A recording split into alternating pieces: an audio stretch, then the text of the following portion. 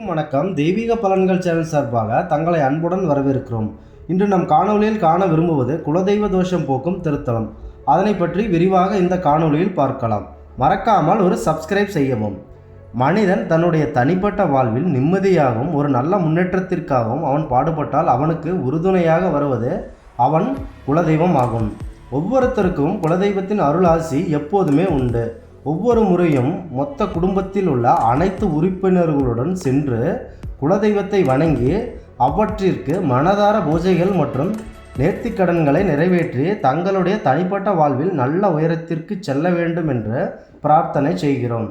அத்தனை பேருக்கும் அந்த குலதெய்வத்தின் அருளாசி கிடைக்கிறதா என்றால் ஒரு பெரும் கேள்விக்குறியே ஆகும். சிலர் பிழைப்பு தேடி ஊர் விட்டு ஊராக சென்று விடுகின்றனர். அவ்வாறு சென்றுவிட்ட போதிலும் மீண்டும் வந்து அவர்கள் குலதெய்வத்தை திரும்பி வந்து வணங்கும் நிலை ஏற்படாது. பணி சுமை காரணமாக மேலும் இது மாதிரியான பணி சுமை காரணத்தினால் நாம் குலதெய்வத்தை வந்து முறையாக வணங்காததால் அவர்களுக்கு மற்றும் குடும்பத்தினருக்கும் தோஷம் ஏற்படுகிறது. அந்த தோஷம் என்ன என்பதை பார்க்கலாம். குலதெய்வ தோஷம் என்பது ஒருவரின் ஜாதகத்தில் லக்னத்தில் 11வது இடத்தில் தீய கிரகங்கள் இருந்தாலோ தீய கிரகங்களால் பார்க்கப்பட்டாலோ குலதெய்வ தோஷம் ஏற்படுகிறது. குலதெய்வ தோஷத்திற்கு சிறந்த பரிகார தலமாகவும் குலதெய்வம் அறியாதவர்கள் வந்து வழிபடக்கூடிய குலதெய்வ கோயிலாகவும் தஞ்சை மாவட்டம் கதிராமங்கலத்தில் உள்ள வனதுர்கை அம்மன் சக்தி வாய்ந்த அம்மனாக வீற்றிருக்கிறார் மற்றும் மூலவராகவும் அவர் விளங்குகிறார். கோவில் இருக்கும் இடம் கும்பகோணம் முதல் மயிலாடுதுறையில் செல்லும் வழித்தடத்தில் குத்தாலம் என்ற ஊர் உள்ளது. அங்கிருந்து 5 கிலோமீட்டர் தூரத்தில் இந்த கோயில் ஆலயம் அமைந்துள்ளது. கோவில் நடைந்திருக்கும் நேரம் காலை 8 மணி முதல் மதியம் 1 மணி வரை, மாலை 4:30 மணி முதல் இரவு 8 மணி வரை இந்த கோயில் நடை திறந்திருக்கும். பரிகார முறைகள்: தங்களது ஜாதகத்தை பார்த்து குலதெய்வ தோஷம் இருப்பதாக ஜோதிடர் உங்களுக்கு அறிவுறுத்தினால் நீங்களும் இந்த ஆலயத்திற்கு வந்து வழிபடுவது மிகவும் சாலச் சிறந்தது. எனவே இங்கு இருக்கும் பரிகார முறைகளை பற்றி விரிவாக பார்க்கலாம். குலதெய்வ தோஷங்கள் உள்ளவர்கள் குடும்ப விருத்திக்காக சந்தன அபிஷேகம் இங்கு செய்கின்றனர். இது மிகவும் பிரசித்தி பெற்ற அபிஷேகம் ஆகும். மேலும் எலுமிச்சை பழம் விளக்கேற்றி அரளிப்பூ மாலை அணிவித்து துர்க்கையை மனதார வணங்குகின்றனர். மேலும் 5, 7, 9 வாரங்கள் தொடர்ச்சியாக விளக்குகளை ஏற்ற வேண்டும். மேலும் ராகு காலத்தின் போது அம்மனுக்கு சிறப்பு அபிஷேகம் செய்ய வேண்டும். அப்படி நிறைய அபிஷேகங்கள் உள்ளது. அப்போது சந்தன அபிஷேகம் செய்வது அதிலும் மிக சிறப்பு. நம்மை சுற்றியுள்ள எதிரிகளின் தொந்தரவுகளை நீங்க குங்குமப்பூ காப்பு சாற்றி செவ்வரளிப்பூ மாலை அணிவித்து அர்ச்சனை செய்து கொள்ள வேண்டும். மேலும் விரைவில் திருமணம் நடக்கவும் நீண்ட நாள் திருமணம் ஆகாத இருப்பவர்கள் இந்த ஆலயத்திற்கு வந்து வழிபடுவதும் மிக நன்று. கல்வியில் தமிழ் குடும்பத்தில் உள்ள பிள்ளைகள் நல்ல வெற்றி பெறவும், ஒரு வழக்கு நீதிமன்றத்தில் நிறைய நாட்கள் நிலுவையில் இருந்த போதும் அதனை வெற்றி கிடைப்பதற்கு இந்த அம்மன் உதவிகரமாக இருப்பார் என்பது நம்பிக்கை. வியாபாரத்தில் ஒரு பெரும் லாபம் வந்து சேரவும், குழந்தை இல்லாத தம்பதிகளுக்கு குழந்தை கொடுக்கும் அம்மனாகவும் இந்த மூலவர் அருள் பாலிக்கிறார். இங்கே உள்ள அனைத்து பிரார்த்தனைகளையும் நிறைவேற்றிய போது பக்தர்கள் அம்மனுக்கு பால் அபிஷேகம் செய்து நெய் விளக்கேற்றி புடவை சாற்றி நேர்த்திக்கடனை செலுத்துகின்றனர். அவர்களின் வீட்டில் நல்ல செல்வம் சேர செந்தாமரை மலரையும், மனம் அமைதி பெற மல்லிகைப்பூ மாலையும், கடன் தீர நீண்ட நாள் கடன் தீர செவ்வந்திப்பூ மற்றும் குடும்ப ஒற்றுமைக்கு செவ்வரளி பூவையும், கணவன் மனைவியிடையே நல்ல ஒற்றுமை நிகழ மனோரஞ்சிதம் பூவையும், உறவுகள் ஒற்றுமை பெற மறிக்குழுந்தையும், தொழிலில் வெற்றி பெற்ற செம்பருத்தி பூவையும், நீண்ட நாள் திருமணமாகாத இளைஞர்கள் ரோஜா பூவையும் எடுத்து வந்து அம்மனுக்கு அர்ச்சனை செய்ய வேண்டும். இவ்வாறு செய்தால் நாம் நினைத்த அனைத்து காரியங்களும் அம்மன் நிறைவேற்றி தருவார் என்பது மக்களின் நம்பிக்கையாகவே உள்ளது. பொதுவாக அனைத்து கோயில்களிலும் துர்க்கை அம்மன் வடக்கு அல்லது மேற்கு திசையில் அருள் பாலிப்பது வழக்கம். ஆனால் இங்குள்ள வனதுர்க்கை அம்மன் கிழக்கு நோக்கி தனி கோயிலில் அருள் பாலிப்பது மிகவும் சிறப்பு. அம்மன் வலது கை சாய்ந்த நிலையில் அபய கஷ்டம் வரதும் என 2 முத்திரைகளை காட்டி அருள் பாலிப்பது வேறு எங்கும் காண முடியாத தனி சிறப்பாகவே இந்த கோவில் உள்ளது. அம்மனுக்கு அர்ச்சனை செய்யும் போது அவளது வலது கரத்தில் உள்ளங்கையில் வியர்வை முத்துக்கள் வெளிப்படுவது அதிசயம்.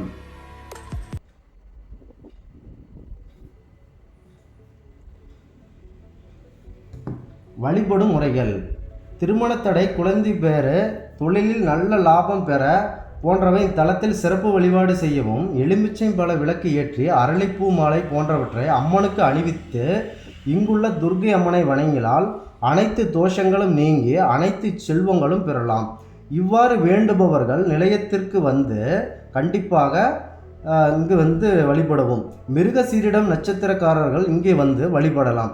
எனவே குலதெய்வ தோஷம் உள்ள நபர்கள் தங்களது குடும்பத்தில் உள்ள அனைத்து உறுப்பினர்களையும் நாளை வனதுர்க அம்மன் ஆலயத்திற்கு அழைத்து வந்து மேலே நாங்கள் குறிப்பிட்டுள்ள பரிகார முறையில் எந்த ஒரு சூழ்நிலைக்கு எந்த பூ படைத்து அம்மனை வழிபட வேண்டும் என்ற அனைத்தையும் தெளிவாக காணொளியில் விளக்கியுள்ளோம்.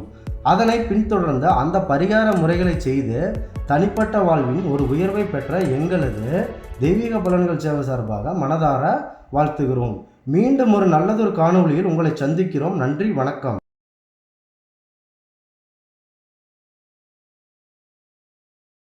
தெய்வீக பலன்கள் சேனல் சார்பாக தங்களை அன்புடன் வரவேற்கிறோம். இன்றைய காணொலியில் நாம் காண விரும்புவது நம் வீடுகளுக்கு செய்ய வேண்டிய திருஷ்டி பூஜையை பற்றி இந்த காணொலியில் விரிவாக பார்க்கலாம். மறக்காமல் ஒரு சப்ஸ்கிரைப் செய்யவும். வாருங்கள் காணொலிக்கு செல்லலாம். நம்முடைய வாழ்க்கையில் உயர்வு சில பேருக்கு பிடிக்காது.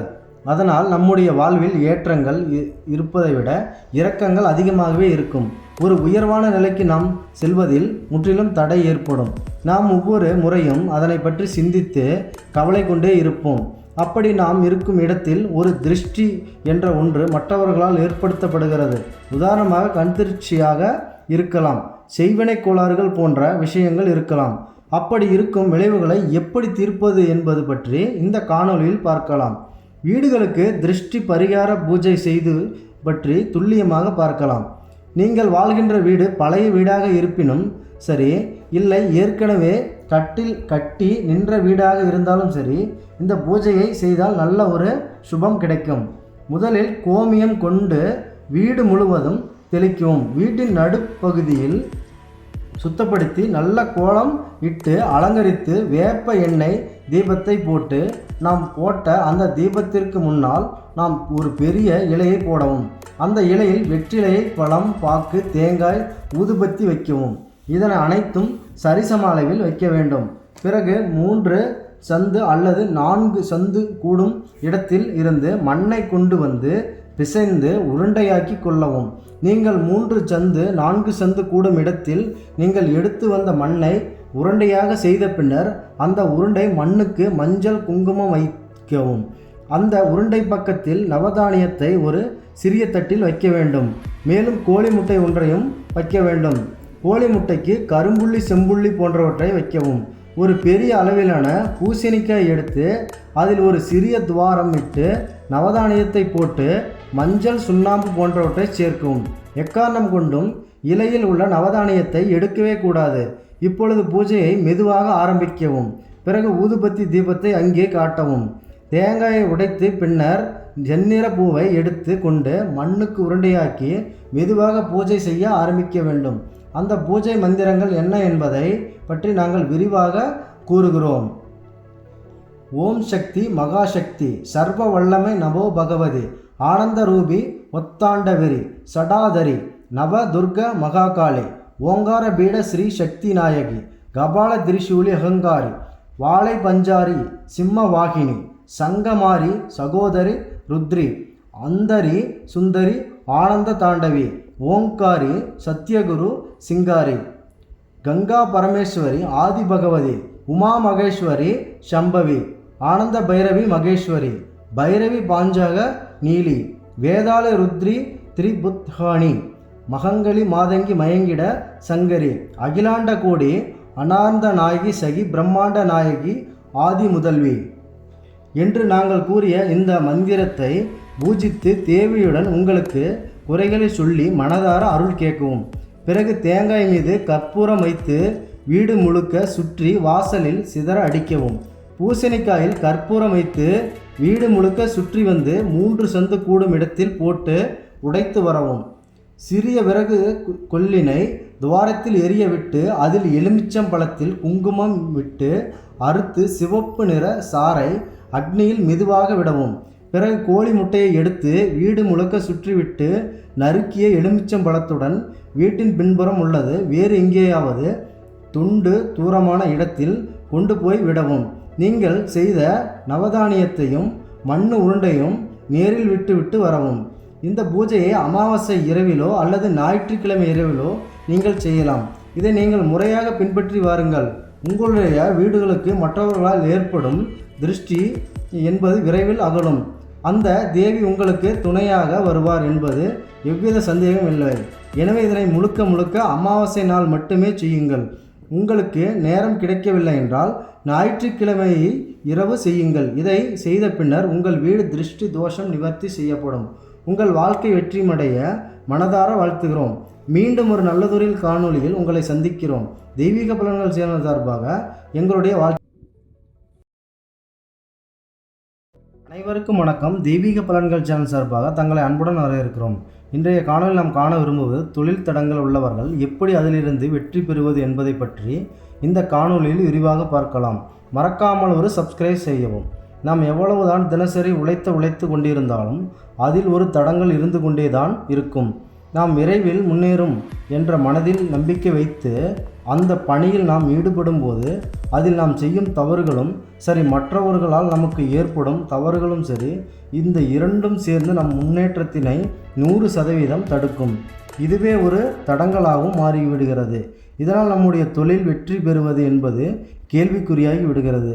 நாட்டில் பல்வேறு தொழில் செய்பவர்கள் இந்த தினசரி இந்த பிரச்சனை அனுபவித்து மனதளவிலேயே வேதனை அளித்து கொண்டும் குடும்பத்தினரும் வேதனை அனுபவித்து வருகின்றனர். இந்த பிரச்சனை நம்மை சார்ந்து மட்டுமல்ல, நம் சமுதாயத்தினையும் வெகுவாக பாதிக்கிறது. இதற்கு நமக்கு இறைவன் அருள் கண்டிப்பாக வேண்டும்.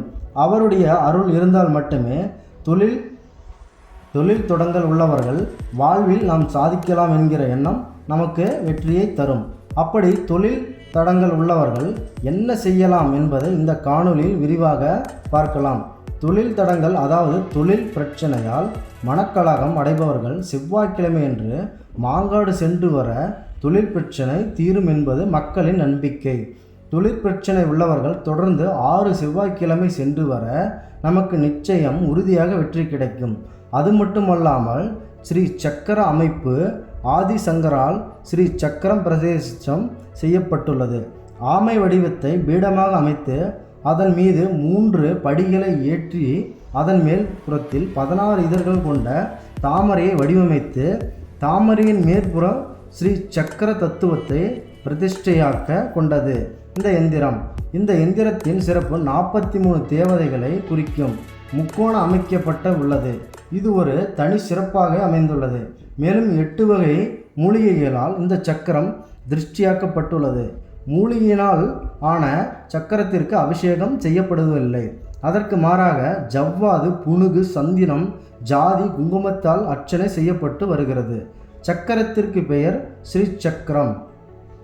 6 வார காலம் பூஜை செய்யும் முறைகளை பற்றி பார்க்கலாம். முதலில் உங்களுக்கு என்ன பிரச்சனை என்ன என்று தீர்மானிக்கவும். தொழில் பிரச்சனையாக இருப்பின் அம்மனை வழிபட செவ்வாய்க்கிழமையை தேர்ந்தெடுக்கவும். உதாரணமாக வெள்ளிக்கிழமை தேர்ந்தெடுத்தால் 6 வார காலமும் வெள்ளிக்கிழமையாக போக வேண்டும். முதல் வாரம் வெள்ளிக்கிழமை அன்று வெற்றிலை, பழம், பாக்கு, தேங்காய், புஷ்பம், 2 எலுமிச்சை பழங்கள் எடுத்துக்கொள்ளவும். பூஜை முடிந்தவுடன் அர்ச்சகர் உங்களுக்கு 1 எலுமிச்சம்பழம் மட்டும் தருவார். மற்றொன்றை அம்மன் பாதத்தில் வைத்து சமர்ப்பிப்பார். நீங்கள் தொடர்ச்சியாக 2வது வாரம் செல்லும்போது பழைய எலுமிச்சம்பழத்துடன் ஏதாவது ஒரு புதிதாக 2 எலுமிச்சம்பழங்களை கூடவே எடுத்து செல்லவும். பூ, பழம், தேங்காய் வாங்கி செல்ல வேண்டியது அவசியம் கிடையாது. எலுமிச்சை பழத்தை மட்டுமே அர்ச்சகர் மாற்றி தருவார். பிறகு பூஜை முடிந்த பின் அர்ச்சகர் கொடுக்கும் அந்த எலுமிச்சம்பழத்தை வீட்டில் வைத்து தினசரி பூஜித்தால் அது மிகவும் நல்லது.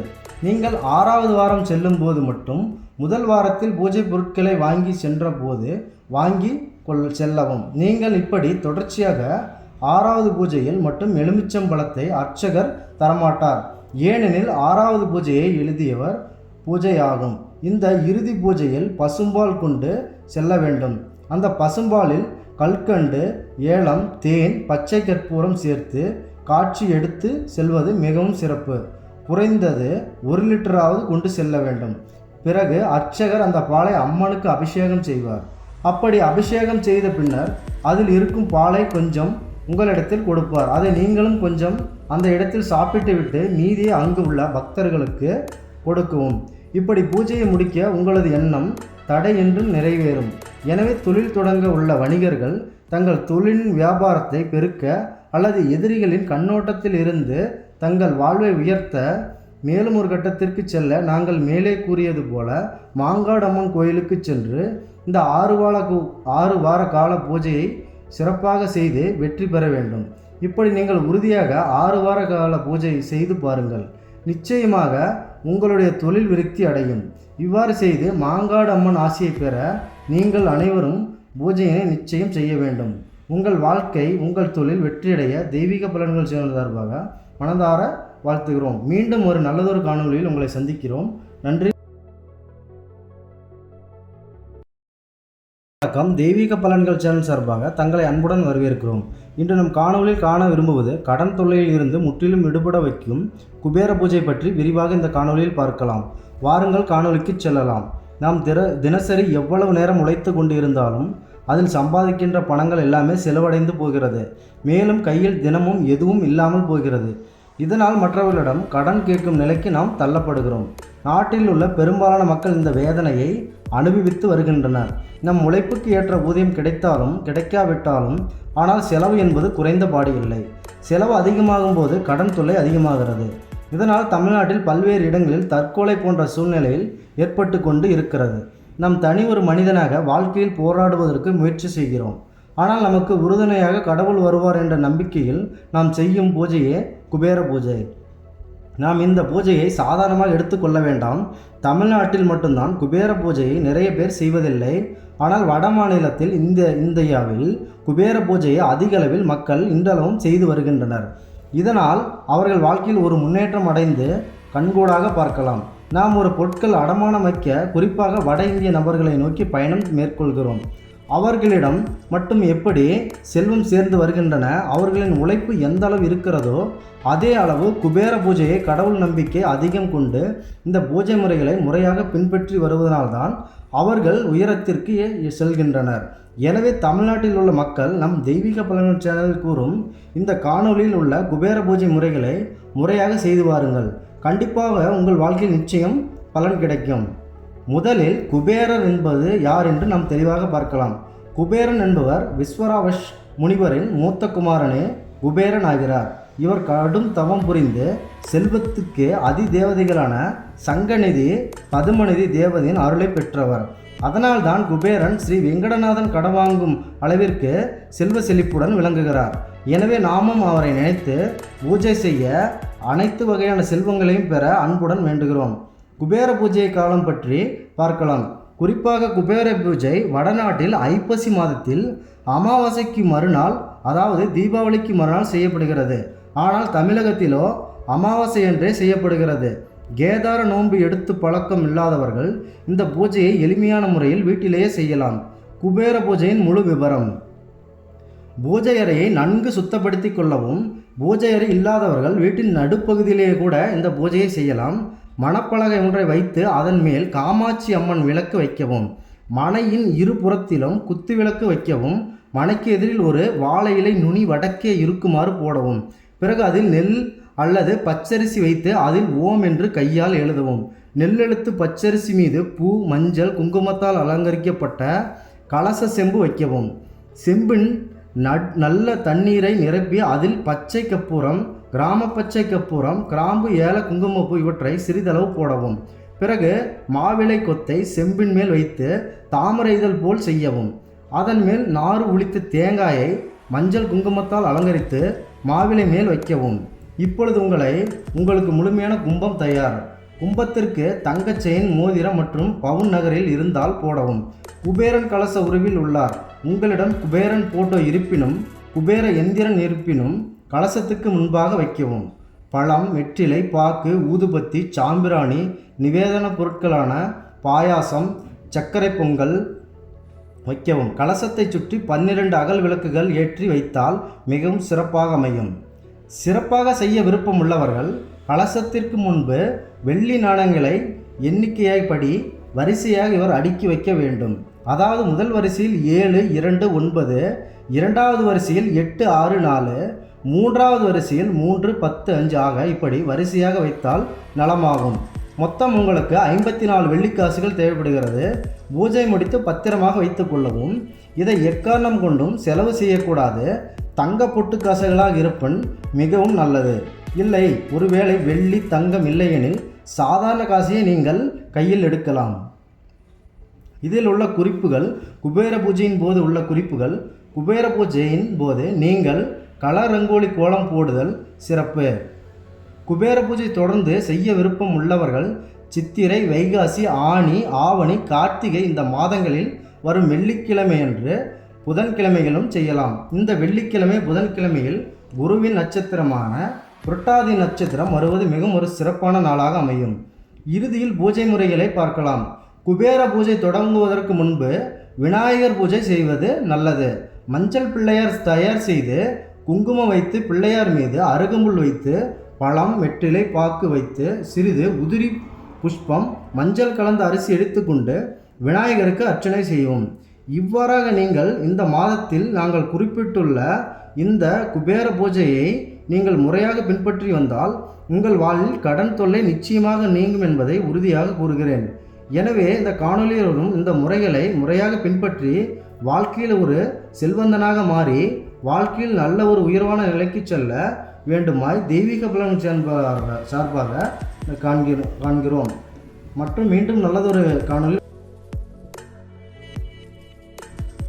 வணக்கம். தெய்வீக பலன்கள் சேனல் சார்பாக தங்களை அன்புடன் வரவேற்கிறோம். இன்றைய காணொலியில் நாம் காண விரும்புவது சர்வ வல்லமை கொண்ட மேல்மலையனூரில் ஆட்சி செய்யும் அங்காள பரமேஸ்வரி அம்மனை பற்றி இந்த காணொலியில் விரிவாக பார்க்கலாம்.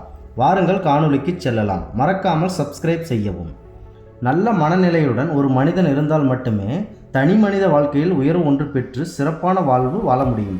அப்படி நல்ல மனநிலையில் இல்லாமல் இருக்கும் மனிதர்களுக்கு பில்லி, சூனியம், பேய், பிசாசு போன்றவற்றை பிடித்திருக்கும். அவர்களை இந்த தீய சக்திகளிடமிருந்து அந்த மனிதர்களை காப்பாற்றும் சக்தியாக மேல்மலையனூர் அங்காள பரமேஸ்வரி அம்மன் திகழ்கிறார்.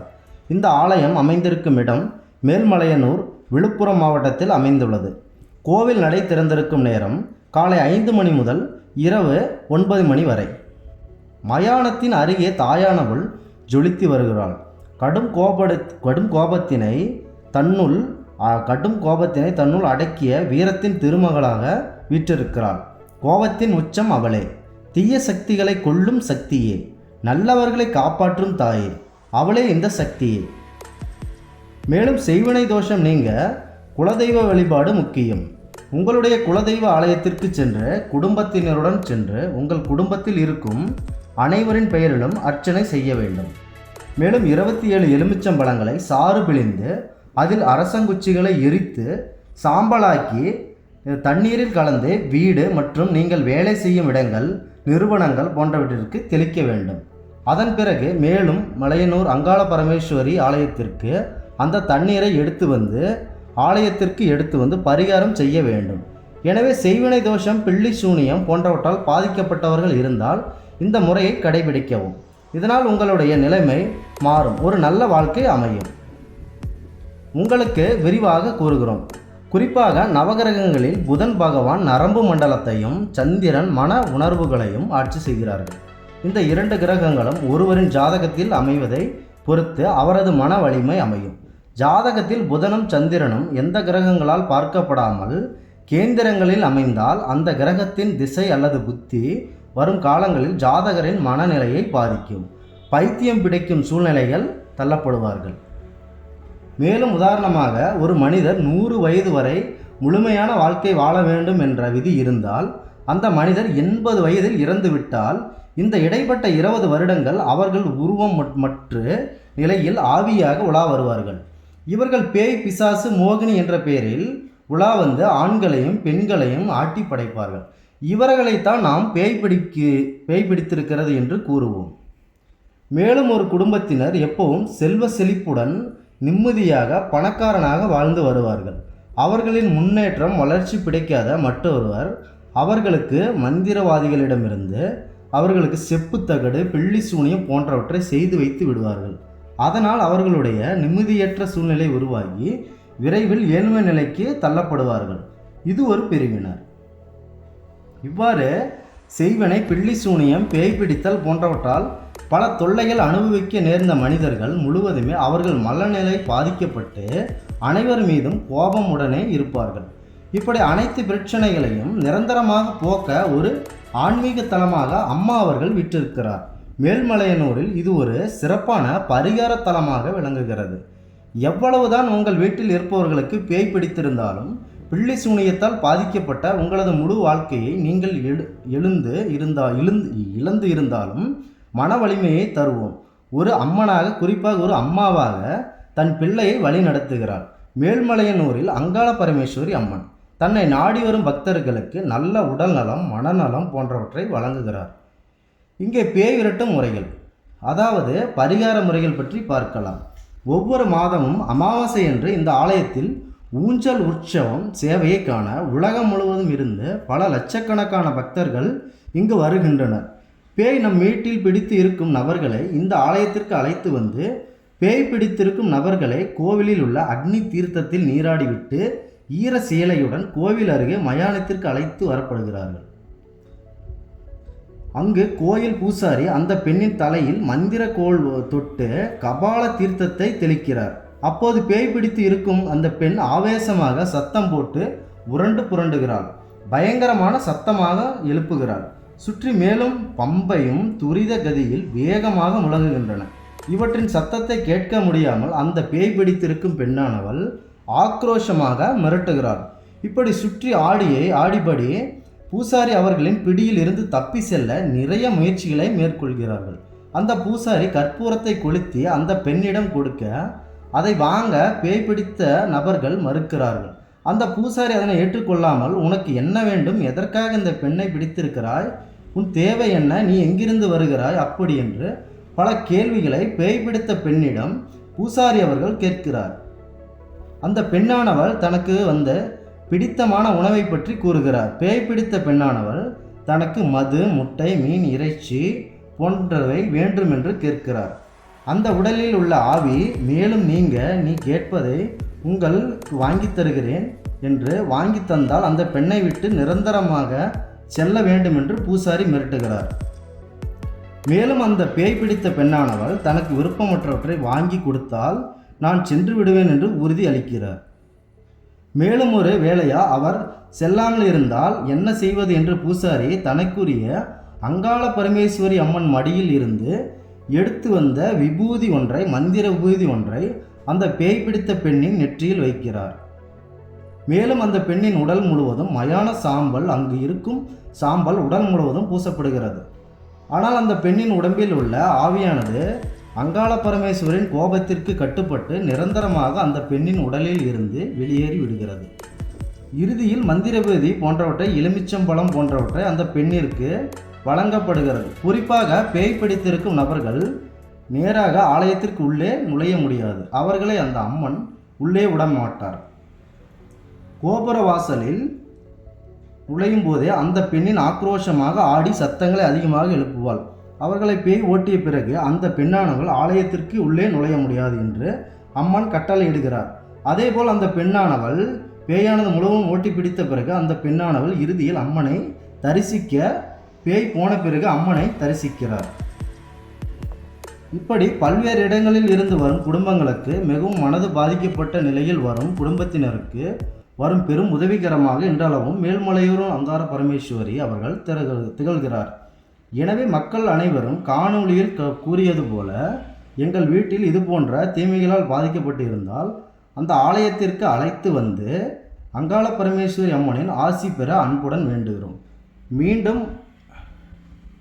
மேலும் உங்களது தனிப்பட்ட வாழ்க்கை வெற்றி பெற தெய்வீக பலன்கள் சேனல் சார்பாக வாழ்த்துகிறோம். மீண்டும்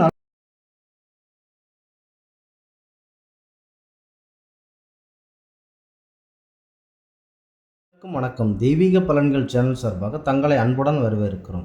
இன்றைய நம் காணொளியில் காண விரும்புவது இறைவன் சனி பகவான் அவர்களின் கால் ஊனமானது எப்படி என்று இந்த காணொளியில் விரிவாக பார்க்கலாம்.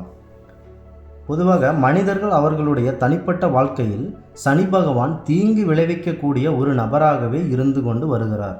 அவர் யாருடைய ராசியிலும் ஒரு தவறான நிலையை ஏற்படுத்தி வருவார். அவர் பிடித்த அந்த மனிதர் கண்டிப்பாக வாழ்க்கையில் முன்னேறுவது வாய்ப்பு மிகவும் குறைவு. அதைத்தான் நாம் 7.5 சனி என்று கூறுகிறோம். அப்படி அந்த சனி பகவானுக்கு கால் ஊனமானது எப்படி என்று பார்ப்போம். ஒரு நாள் மலைகளில் பெரிய மலையான கைலாய மலையில் பரம்பொருள் சிவபெருமான் தன்னுடைய மூத்த மகனான விநாயக பெருமானுக்கு பெயர் சூட்டும் விழா உலகளவில் நடைபெறுகிறது. அப்போது அங்கு கூடியிருந்த தேவர்களும் முனிவர்களும் ஆயிரக்கணக்கில் அங்கு கூடியிருந்தனர். மேலும் அங்கு நிறைய ஆடலும் பாடலும் ஒன்று ஒருவருக்கொருவர் அரங்கேற்றி கொண்டிருந்தனர். இவ்வளவு திருவிழாம் கோலம் போட்டு நடைபெறும் இந்த பெயர் சூட்டு விழாவினை பார்க்க பெரிதும் ஆசைப்பட்ட சனி பகவான் தனது தாயான சாயாதேவியிடம் அங்கு நான் சென்று வரட்டுமா என்று அனுமதி கேட்டார். அதற்கு அவர் அங்கெல்லாம் நீ போகக்கூடாது என்று அவர் கட்டாயம் தடுத்து விட்டார். பொதுவாக சனி பகவான் யார் சொன்னாலும் அவருடைய பணியை சிறப்பாக செய்து விடுவார். தனது தாயான சாயாதேவியுடன் கட்டாயம் நான் அங்கு சென்றே தீர்வேன் என்று பிடிவாதமாக கூறிவிட்டு கைலாய மலையை நோக்கி பயணித்தார் சனி பகவான். இவர் கைலாய மலையை நோக்கி சென்றதும் கைலாய மலையில் தன் கால்களை வைத்ததும் அந்த கைலாயம் மலையானது முற்றிலும் ஆடி குலுங்கியது. அங்கே கூடியிருந்த தேவர்களும் முனிவர்கள் போன்றோர் தள்ளாடி கீழே விழுந்ததால் மேலும் பார்வதி தேவியும் அவருடைய மூத்த மகனான விநாயக பெருமான் போன்றோர் கீழே சரிந்து விழுந்தனர்.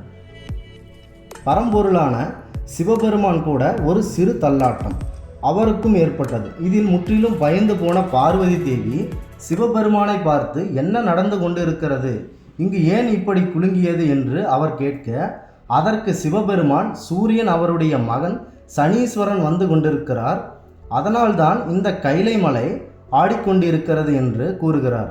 அவருடைய பார்வை எனது மூத்த மகன் மேல் பட்டாலோ பெரிய தீங்கு ஒன்று ஏற்படும் என்று குழந்தையை கட்டாயம் மறைத்து வைத்துக்கொள் என்று சிவபெருமான் பார்வதி தேவியுடன் எச்சரிக்கிறார். அங்கு கைலை மலையில் வந்திருந்த சனீஸ்வரன் பார்வை சிவனின் மூத்த மகனான விநாயகர் பெருமான் மீது நன்றாக விழுந்தது. உடனே அந்த குழந்தையின் அதாவது விநாயகர் தலை தெரித்து விழுந்தது. அப்போது மூத்த மகனின் தலையை சிதறியது. ஒட்டுமொத்தமாக சிதறி கீழே விழுந்தது. பார்வதி தேவி தன் மூத்த மகன் நிலையை கண்டு கதறி அழுகிறார். உடனே சிவபெருமான் அதற்கு கூறுகிறார், எனது மூத்த மகனை கஜ சம்ஹாரம் செய்யவே இவன் அவதரித்து உள்ளான் என்றும் அதற்கு சாதாரண முகம் உதவாது, மேலும் அதற்கு யானை முகம்தான் வேண்டும் என்று சமாதானமாக கூறி பைரவரை அனுப்பி நீங்கள் போய் வடக்கு திசையில் தலை வைத்து யானை படுத்திருக்கும் தலையை கொய்து வரச் சொல்லி அதை தெரித்து போன மூத்த மகனின் உடலில் பொருத்தி உயிர் பெறச் செய்தார் சிவபெருமான். அப்போது விநாயக பெருமான் கஜமுகன் என்ற பெயரோடு எழுந்தருளினார். இவ்வளவு சூழ்நிலைகளை இந்த இடத்தில் இவ்வளவு தீமைகள் ஏற்படுத்திய சனீஸ்வரனை பார்த்து பார்வதி தேவி கடும் கோபத்துடன், நீ கைலாயத்தில் காலடி எடுத்து வைத்து இங்கே பெரும் கேடு விளைவித்து விட்டாய், அதனால் உன்னுடைய கால்கள் ஊனமாகட்டும் என்று சாபம் அந்த இடத்தில் கொடுக்கிறார்.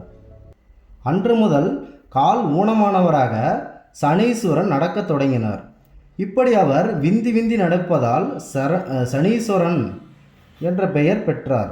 இப்படி இங்கு நடந்த தீங்கு விளைவிக்கும் காரணமாக அதற்கு சனீஸ்வரன் முக்கிய காரணமாக இருந்ததால் பார்வதி தேவி இட்ட சாபத்தினால் சனீஸ்வரன் அவர் கால் ஊனமானதாக இந்த நிகழ்வு நமக்கு எடுத்துரைக்கிறது. எனவே மீண்டும் ஒரு நல்லதொரு காணொளியில் உங்களை சந்திக்கிறோம். நன்றி, வணக்கம்.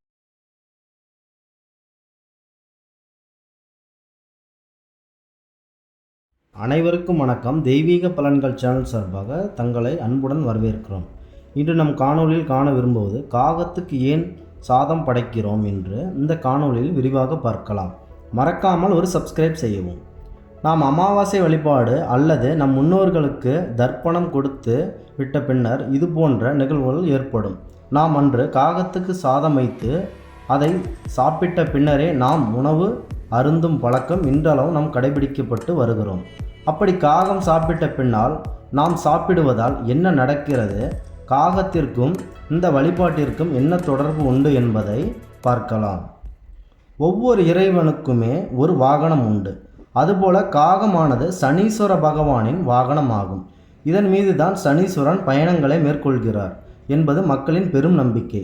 அதுபோல அந்த காகமானது யமலோகத்தின் வாசலில் இருக்கும் என்று இது யமதர்மனின் முக்கிய தூதுவனாகவும் செயல்படுகிறது என்றுமே கூறப்படுகிறது.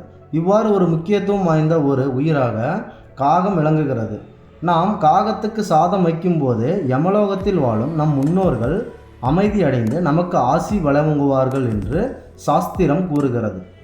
அதுபோல நாம் சாதம் வைக்கும்போது காகம் அமைதியாக அதை சாப்பிட்ட பின்பு அந்த இடத்திலிருந்து சென்று விட்டால் நம் முன்னோர்கள் நம் மன நிம்மதி அடைந்து நமக்கு ஆசி என்னுடைய வழங்கிவிட்டார்கள். ஒருவேளை காகம் அதை சாப்பிடாமல் இருந்தால் நம் முன்னோர்களுக்கு ஏதோ ஒரு மனக்குறை இருப்பதாகவே இதன் பொருளாக இன்றளவும் கருதப்பட்டு வருகிறது. எனவே இது இறைவன் சனீஸ்வரன் முக்கியமான வாகனமாக உள்ளதால் இதனை பொதுமக்கள் எந்த நிலையிலும் துன்புறுத்தக்கூடாது. இந்த காகமானது நமக்கு நம் முன்னோர்களுக்கும் ஒரு பெரிய தொடர்பாக உள்ளது. பிதுர் தர்ப்பணத்திற்குரிய கயவில் உள்ள பாறைக்கு காக சிலை என்று பெயர். அந்த பாறையில்தான் பிண்டம் வைத்து தினசரி வழங்குவார்கள். தான் பெற்ற இன்பம் பெருக இவ்வையகம் என்று பிற காக்கைகளுக்கும் கரைந்து அழைத்த பின்னரே காகம் உணவு உண்ணும். இதன் பொருள் நமக்கு ஒரு உணவானது கிடைக்கும்போது அந்த உணவு நமக்கு மட்டும் சொந்தமில்லை, நம்மை சுற்றியுள்ள நம் சொந்தங்களுக்கும் அந்த உணவினை சேர்த்து நாம் அனைவரும் ஒன்றாக உணவு உண்ண வேண்டும் என்பதை இதன் பொருள். அதன்படி இந்த காகமானது கரைந்து அந்த இடத்தில் உள்ள மற்ற காகைகளும் உணவருந்த அழைக்கும். இப்படி அழைக்கின்ற காகம் இந்த உணவை உண்ணும்போது நம் முன்னோர்களின் ஆசியால் நாம் விரைவில் பெற முடியும். எனவே உங்கள் முன்னோர்களை வழிபட நினைக்கும் ஒவ்வொரு குடும்பத்தினரும் காகத்திற்கான சாதத்தை வைக்கும் பொழுது அதனை உன்னிப்பாக கவனியுங்கள். காகம் முழுவதும் உணவருந்துகிறதா என்று அதற்கு பிறகு நீங்கள் உங்களின் உணவுகளை அருந்த வேண்டும். இதுவே நம் காகத்திற்கு உணவினை படைப்பதற்கான முக்கிய காரணமாகும். கடைப்பிடிப்பதால் தான் நமக்கு முன்னோர்களின் ஆசி வழங்கப்படும். மீண்டும் ஒரு நல்லதொரு காணொளியில் உங்களை சந்திக்கிறோம். நன்றி, வணக்கம்.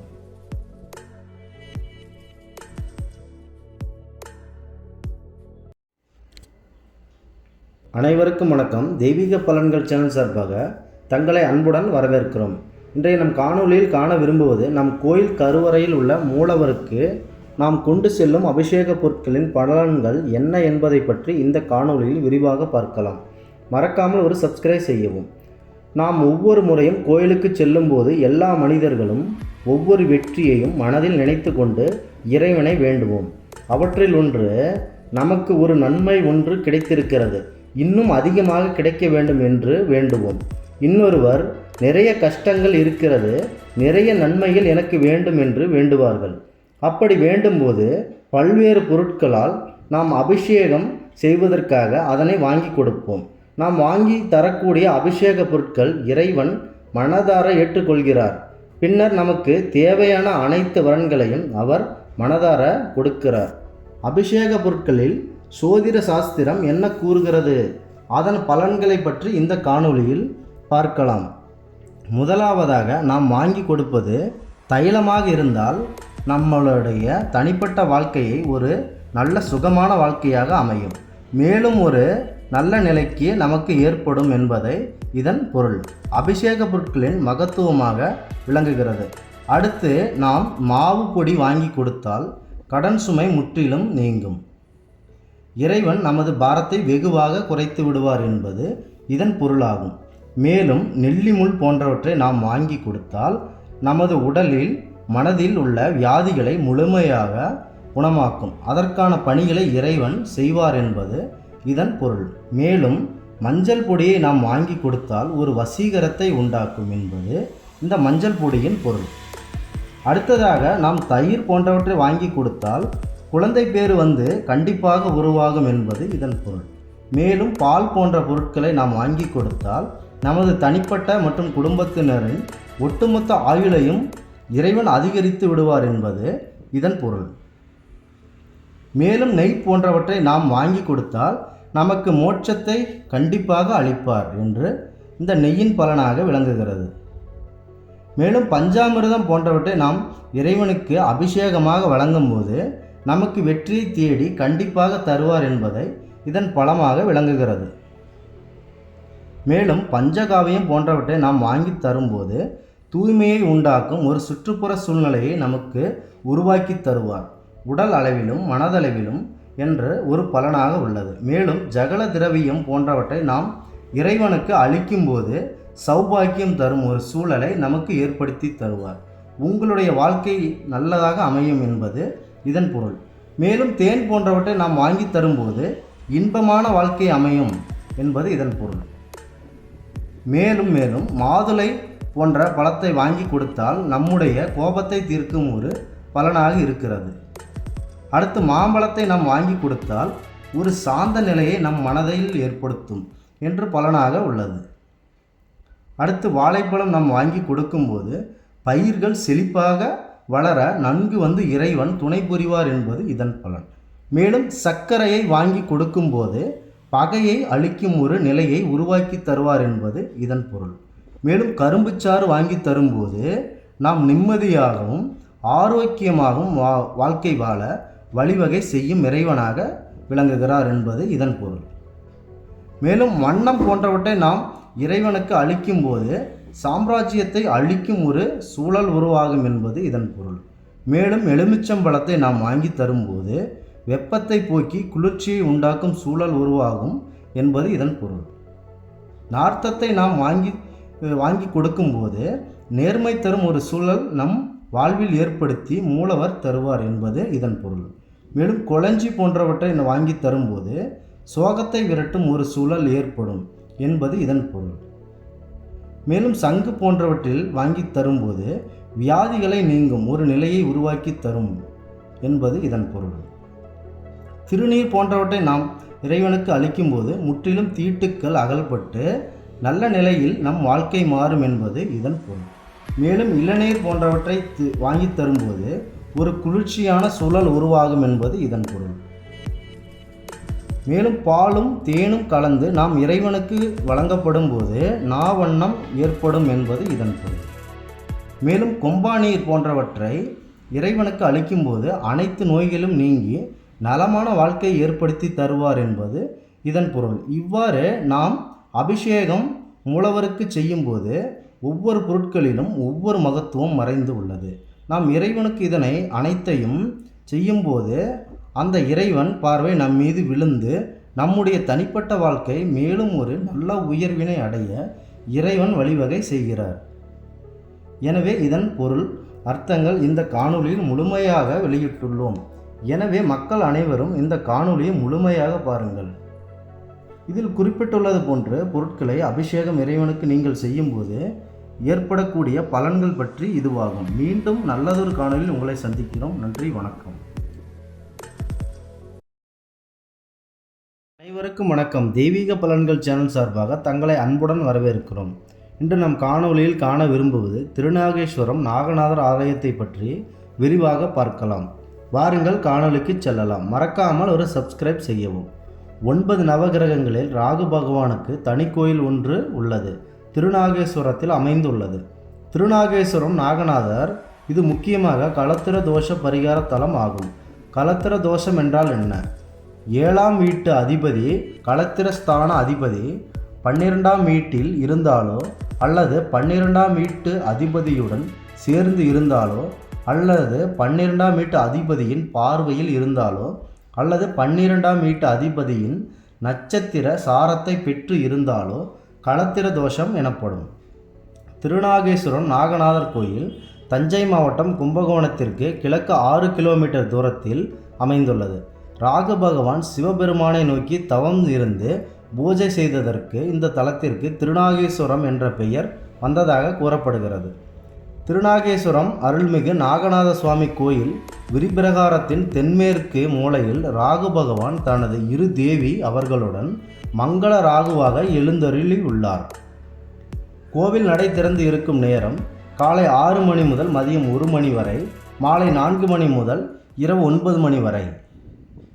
இங்கே இருக்கும் மூலவர் ராகு பகவான் மனித தலை நாக உடம்புடன் தான் காட்சி தருவார். ஆனால் இந்த கோவிலில் தனிச்சன்னதியில் மனித வடிவில் காட்சி தந்து தம்மை வழிபடுபவர்களுக்கு கிரகதோஷம் நீக்கி யோகம், பதவி, தொழில், பயண யோகம் ஆகியவற்றை அருள்கிறார்.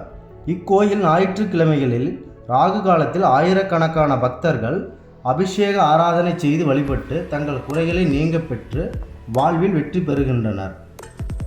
இத்தல இறைவனுக்கு 2 பெயர்கள் உண்டு. நாகநாதர், அர்த்தநாரீஸ்வரர் என 2 சன்னதிகள் உண்டு. இந்த தலத்திற்கு ராகு பகவான் உருவாக்கிய நாக தீர்த்தம், சூரிய தீர்த்தம், யம தீர்த்தம் உள்ளிட்ட 12 தீர்த்தங்கள் உள்ளன.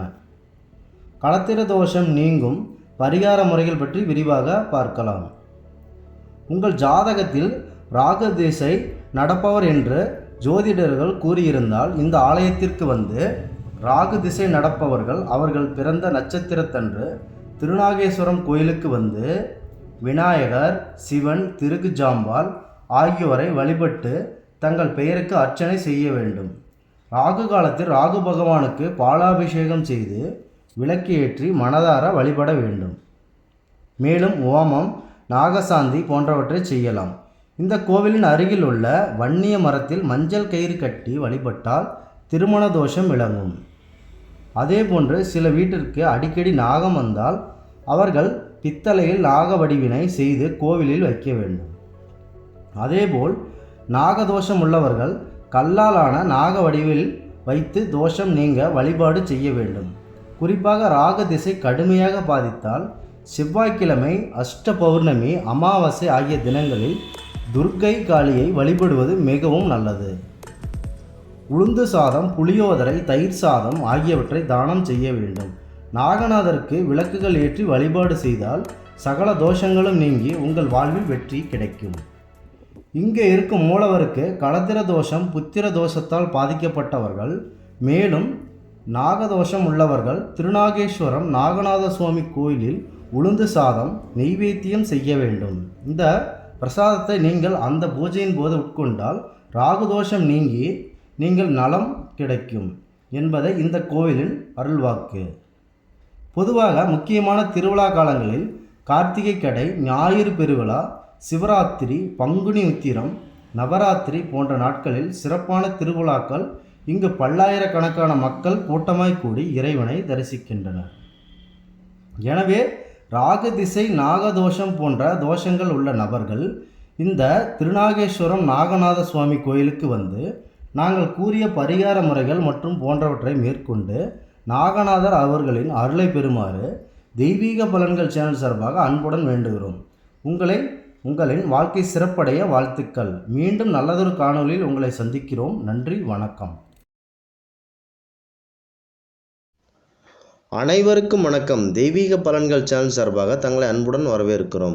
இன்றைய காணொளியில் நாம் காண விரும்புவது வீட்டிற்கு தேவையான மனையடி சாஸ்திரத்தை பற்றி இன்றைய காணொளியில் நாம் பார்க்க போகிறோம். நாம் திருமணங்கள் செய்வதற்கு முன்பு எவ்வாறு திருமண பொருத்தங்கள் பார்க்கிறோமோ அவ்வாறே வீடு கட்டுவதற்கும் மனையடி அளவுகள் பார்க்க வேண்டும். முதலில் நாம் செவ்வக வடிவில்தான் நாம் வீடுகளை கட்ட வேண்டும். முதலில் நாம் எந்த அளவுகளை வைத்து கட்டினால் என்னென்ன நன்மைகள், என்னென்ன தீமைகள் வரும் என்பதை பற்றி இந்த காணொளியில் விரிவாக பார்க்கலாம். முதலில் 1 அடி முதல் 5 அடி வரை மனையடி என்பது கிடையாது. 6 அடியில் இருந்துதான் இந்த மனையடி தொடங்குகிறது. 6 அடி வைத்து இந்த வீட்டை கட்டினால் மிக நன்மை உண்டாகும். 7 அடி வைத்து வீடு கட்டினால் நன்மை பெறாது. 8 அடி வைத்து வீடு கட்டினால் நல்ல அனுகூலம் பெறும் மற்றும் லக்ஷ்மி கடாட்சம் கிடைக்கும். 9 அடி வைத்து கட்டினால் செல்வங்கள் குறையும். 10 அடி வைத்து கட்டினால் பொன்பொருள் சேர்க்கை எப்பொழுதுமே வீட்டில் குறைந்து இருக்காது, மிக நன்மை உண்டாகும். 11வது அடி வைத்து கட்டும்போது தானம் கொடுக்க அளவில்லாத செல்வம் மற்றும் பொன்பொருள் சேர்க்கை, வாகனங்கள் அனைத்தும் வாங்கும் சூழ்நிலை ஏற்படும். 12வது அடியால் மக்கள் பேறு குறைந்து வரும். 13வது உடல் நல ஆரோக்கியம் குறையும். 14வதாக நாம் சொந்தங்கள் அனைவரிடமும் பகை சம்பாதித்து கொள்வோம். 15வது மனையடி பணம் அனைத்துமே சீர்குலைந்து போகும். 16வது மனையடி நம்முடைய வாழ்க்கையில் மிகுந்த செல்வம் உண்டாகும். 14வதாக அனைவரையும் எதிர்த்து ஜெயிக்கக்கூடிய நிலை உண்டாகும். 18 நம்முடைய செல்வம் குறைந்து போகும். 19 நமக்கு தீய பலன்கள் ஏற்படும். 20 நம்முடைய வாழ்க்கையில் ராஜயோகம் ஏற்படும். 21 பசுக்கள் வாங்கி பால் பாக்கியமும் அதிகம் கிடைக்கும். 22வதாக நம் குடும்ப மகிழ்ச்சியாக இருக்கும், எதிரிகளும் பயப்படுவார்கள். 23 உடல் நலம் சீர்குலைந்து போகும், ஆரோக்கிய குறைபாடு ஏற்படும். 24 நல்ல பலன் கிடைக்காது. 25 இது நல்ல பலன் அல்ல. 26 நமக்கு ஒரு சுகபோக வாழ்வு விரைவில் கிடைக்கும். 28 வாழ்க்கையில் மிகுந்த செல்வந்தனாக மாறும் காலம் வரும். 28 அவதாக சகல சௌபாக்கியம் கிடைக்கும். 29 நமது குடும்பத்தின் நன்மை கிடைக்கும். 30 மகாலட்சுமியின் அருள் கிடைக்கும். 31 தெய்வாம்சம் வீட்டில் இருக்கும், சகல சுகவாழ்வு கிடைக்கும். 32 கிருஷ்ணர் அவரின் ஆசி விரைவில் கிடைக்கும். 33 பணம் அதிகமாக சேரும். 34 வாழ்க்கையை அவதிப்பட்டு வாழ்வீர்கள் என்று கூறும். இது இந்த அளவு தீமையே. 35 குலதெய்வ அருள் கிடைக்கும். 36 ஒரு அரசன் எவ்வாறு வாழ்கிறாரோ அவ்வாறு வாழ்வீர்கள். 37 குடும்பத்தில் சுகம் ஏற்படும். 38 தீமை. 39 மகிழ்ச்சியும் செல்வமும் உண்டாகும். இது நன்மையே. 40 பகைவர்களிடம் தொல்லை ஏற்படும். 41 பணம் அதிகமாகும். 42 மகாலட்சுமி நோயும் அதிகமாக வந்து கொண்டே இருக்கும். 50 வாழ்க்கையில் நல்ல பலன் உண்டாகும். இவ்வாறு நீங்கள் மனையடி வைத்து ஒரு வீட்டை கட்டினால் மட்டுமே அந்த வீட்டில் நீங்கள் நிம்மதியுடன் வாழ முடியும். உங்களுக்கு தேவையான பணம், குழந்தை வரவு, மகிழ்ச்சி, ஆபரணங்கள், வாகன பொருள் சேர்க்கை இவை அனைத்தும் நமக்கு கிடைத்து கொண்டு ஒரு சுகமான வாழ்க்கை கிடைக்கும். சதுர வடிவில் நீங்கள் வீடுகளை கட்டக்கூடாது. முக்கியமாக செவ்வக வடிவில் மட்டுமே இந்த வீட்டை கட்ட வேண்டும். மனையடி குறைபாடு உள்ள அளவுகளை வைத்து கட்டக்கூடாது. இவ்வாறு கட்டுவதால் தான் நமக்கு பல தீமைகள் உண்டாகின்றன. அப்படி தவறான அளவுகளை வைத்து நீங்கள் வீடு கட்டியிருந்தால் அதனை உடனே இடித்துவிட்டு அந்த சுவருக்கு ஒரு அடி சேர்த்தோ அல்லது ஒரு அடி குறைத்தோ நீங்கள் சுவர் எழுப்பிக் கொள்ள வேண்டும். நாங்கள் மேலே கூறியுள்ள நல்ல பலன் தரும் அளவுகளை மட்டுமே தேர்ந்தெடுத்து நீங்கள் வீடுகளை கட்ட வேண்டும். அப்படி கட்டினால் மட்டுமே அந்த வாஸ்து புருஷனின் பார்வை நம்மீது பட்டு நமக்கு ஒரு நல்ல வாழ்வு கிடைக்கும். எனவே மீண்டும் நல்லதொரு காணொளியில் உங்களை சந்திக்கிறோம். நன்றி, வணக்கம். அனைவருக்கும் வணக்கம். தெய்வீக பலன்கள் சேனல் சார்பாக தங்களை அன்புடன் வரவேற்கிறோம். இன்றைய காணொளியில் நாம் காண விரும்புவது நம் வீட்டின் பின்புறத்தில் என்னென்ன மரங்களை வைக்கக்கூடாது, நம் வீட்டின் பின்புறத்தில் என்னென்ன மரங்களை வைக்கலாம் என்று இந்த காணொளியில் விரிவாக பார்க்கலாம். அதனால் என்னென்ன பயன்கள் நமக்கு உருவாகும் என்பதை பற்றியும் இந்த காணொளியில் விரிவாக பார்க்கலாம். நாம் நிம்மதியாக இளைப்பாற ஒரு இடம் இருக்கக்கூடிய ஒரு கோவில் என்றால் அது நம் வீடு மட்டுமே. சொந்த பந்தங்கள், குடும்பத்தினர் என்ற அனைவராலும் நிரப்பப்பட்டு அழகாக இருக்கக்கூடிய ஒரு இடம் நம் வீடு. பல சண்டை சச்சரவுகள் இருந்தாலும் அமைதியை தரும் கூடிய இடமாக நம் வீடு விளங்குகிறது. அப்படி அழகாக இருக்கக்கூடிய நம் வீட்டின் பின்புறத்தில் வைக்க வேண்டிய மரம் என்ன என்பதை மட்டும் வைக்கக்கூடாத மரங்கள் என்ன என்பதை பற்றியும் இந்த காணொளியில் காணலாம். நீங்கள் ஒரு இடத்தில், அதாவது உங்கள் நிலத்தில் வீடு கட்டுவது என்று முன்னால் முடிவு செய்திருந்தால் வீடு கட்டுவதற்கு முன்னாலேயே வீடு கட்டுவதற்கான வரைபடத்தை தயார் செய்து விடுங்கள். வீட்டின் பின்புறத்தில் காலம் காலமாக நம் முன்னோர்கள் சொல்லி வைத்திருந்த மனையடி சாஸ்திரங்கள் முழுமையாக பார்த்துவிட்டு அதற்கு ஏற்றாறு போல ஒரு அழகான விருட்சங்களை அங்கு நாம் வளர்க்க வேண்டும்.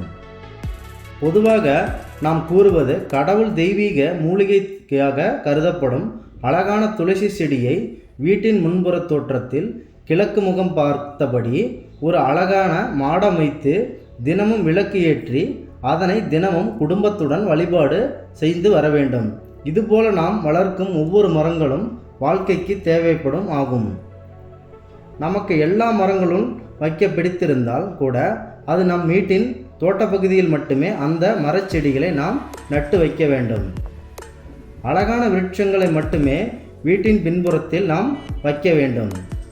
பொதுவாக வீட்டை சுற்றி நாம் அழகாக இருக்கும் வகையில் எலுமிச்சை மரம், சப்போட்டா மரம், மாதுளை மற்றும் கொளிஞ்சி, மாமரம் போன்ற செடிகளை நாம் அழகுக்காக வைப்போம். இது நம் வீட்டை சுற்றி இருப்பவர்கள் அந்த வழியாக செல்பவர்களுக்கு ஒரு அழகாக தோற்றமளிக்கும். அந்த அழகானவையாக அவர்கள் கூறுவதே நமக்கு ஒரு கண்திருஷ்டியாக அமையும். இது போன்ற அந்த கண்திருஷ்டி மரங்கள் மேலே உள்ளதை போன்று சப்போட்டா, மாதுளை, கொளிஞ்சி, மாமரம் போன்ற செடிகளை வீட்டின் பின்புறத்தில் வைக்க வேண்டாம். வேண்டுமென்றால் குபேர மூலையில் உங்களுக்கு செல்வம் அதிகம் வர அதிக அளவு உயரம் வளரக்கூடிய தென்னை மரம் போன்றவற்றை நீங்கள் தேர்ந்தெடுத்து அங்கு நட்டு வைக்கலாம். நம் பக்கத்தில் இருப்பவர்கள் வீட்டின் முன்பகுதியில் முருங்கை மரமும் மாதுளை செடியும் வைத்திருந்தது நல்லது என்று கூறுவார்கள். அப்படி முருங்கை மரமும் மாதுளையும் வீட்டின் முன்பகுதியில் வைத்தால் அந்த வீட்டில் வளரும் குடும்பத்தினருக்கு உடல் நோய்கள் அடிக்கடி உண்டாகும். பெரும் மருத்துவ செலவு அதிகமாகும். அந்த குடும்பத்தினர் வாழ்க்கை நரகமாகிவிடும். எனவே முன்பகுதியில் முருங்கை, மாதுளை போன்ற செடிகளை தவிர்க்க வேண்டும். அதே மாதிரி வீட்டின் பின்புறத்தில் முருங்கை மரத்தை வைக்கலாம் என்று நீங்கள் நினைத்து கொண்டிருந்தால், பொதுவாக காலச்சூழலுக்கு சுற்றுப்புற சூழலுக்கு ஏற்றவாறு சித்திரை மாதம் வரும்போது முருங்கை மரத்தில் அளவுக்கு அதிகமாக கம்பளி பூச்சிகள் தோன்றும். எனவே இவை வீட்டின் பின்புறத்தில் முருங்கை மரம் நாம் வைக்கும்போது இந்த பூச்சிகள் நம்மை தொல்லை ஏற்படுத்தும்.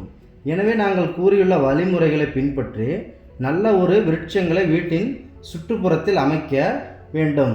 மீண்டும் ஒரு நல்லதொரு காணொளியில் உங்களை சந்திக்கிறோம். நன்றி, வணக்கம். அனைவருக்கும் வணக்கம். தெய்வீக பலன்கள் சேனல் சார்பாக தங்களை அன்புடன் வரவேற்கிறோம். இன்று நம் காணொளியில் காண விரும்புவது நாம் வீட்டில் இருக்கும் தீய சக்திகள் முற்றிலும் ஒழிப்பது எப்படி என்பதை பற்றி இந்த காணொளியில் விரிவாக பார்க்கலாம். நாம் ஓய்வெடுப்பதற்கு மட்டுமல்ல, நிம்மதியாக உறங்குவதற்கும் நம் குடும்பத்தில் உள்ள அனைவரிடமும் அன்பாக பேசவும் அவர்களிடம் நேரம் செலவிடவும் ஏற்ற வகையில் இருக்கும் ஒரு கோயிலாக நம் வீடு உள்ளது. இப்படி அனைத்து மன நிம்மதி தரும் இடமாக வீடு இருந்தாலும் சில காலங்களிலிருந்து தொடர்ச்சியாக நமக்கு தீய சக்திகள் இருந்து நம் வீடு பெரிதும் தவறுதலான பாதைக்கு கூட்டிச் செல்லும். இதனால் பெரும் கஷ்டங்கள் உருவாகும். அப்படி அந்த தீய கஷ்டங்களில் இருந்து விடுபட நாம் வீட்டில் மேற்கொள்ள வேண்டிய சில முறைகளை பற்றி பார்க்கலாம். முதலில் நாம் வீட்டில் உள்ளே நுழையும் போது பூஜை அறை இருக்கும். அந்த பூஜை அறையில் எப்போதுமே இறந்தவர்களின் முன்னோர்களின் புகைப்படங்கள் வைத்திருப்போம். அவ்வாறு நாம் வைத்திருக்கக்கூடாது.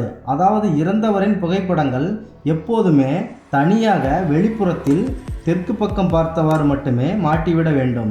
காரணம், எக்காரணம் கொண்டும் பூஜை அறையில் வைக்க வேண்டாம். மேலும் நம் ஆலயத்தில் இருந்து நாம் பூஜை செய்த சங்கு எடுத்து வந்து நாம் பூஜை அறையில் வைத்திருப்போம். இதனை 2, 3, 4 சங்குகள் வைத்து வழிபட வேண்டாம். ஒரு சங்கு இருந்தால் மட்டுமே போதும். இவை வைத்திருந்தால், மேலும் பல சங்குகள் வைத்திருந்தால் தீய விளைவுகள் ஏற்படும். மேலும் காய்ந்த பூக்களை பூஜை அறையில் வைத்திருக்க வேண்டாம். இந்த காய்ந்த பூக்களில் நறுமணம் என்பது ஒன்றும் இல்லாமல் போயிருக்கும். நறுமணமான மலர்கள் இருப்பது இறைவனுக்கு மிகவும் பிடிக்கும். எனவே இந்த காய்ந்த மலர்களை பூஜை முடிந்தவுடன் அகற்றிவிட வேண்டும். மேலும் உங்கள் பூஜை அறையில் வீட்டில் ஒரு புறத்தில் எங்கு முன் சனி பகவான் படங்களை வைத்திருக்க வேண்டாம்.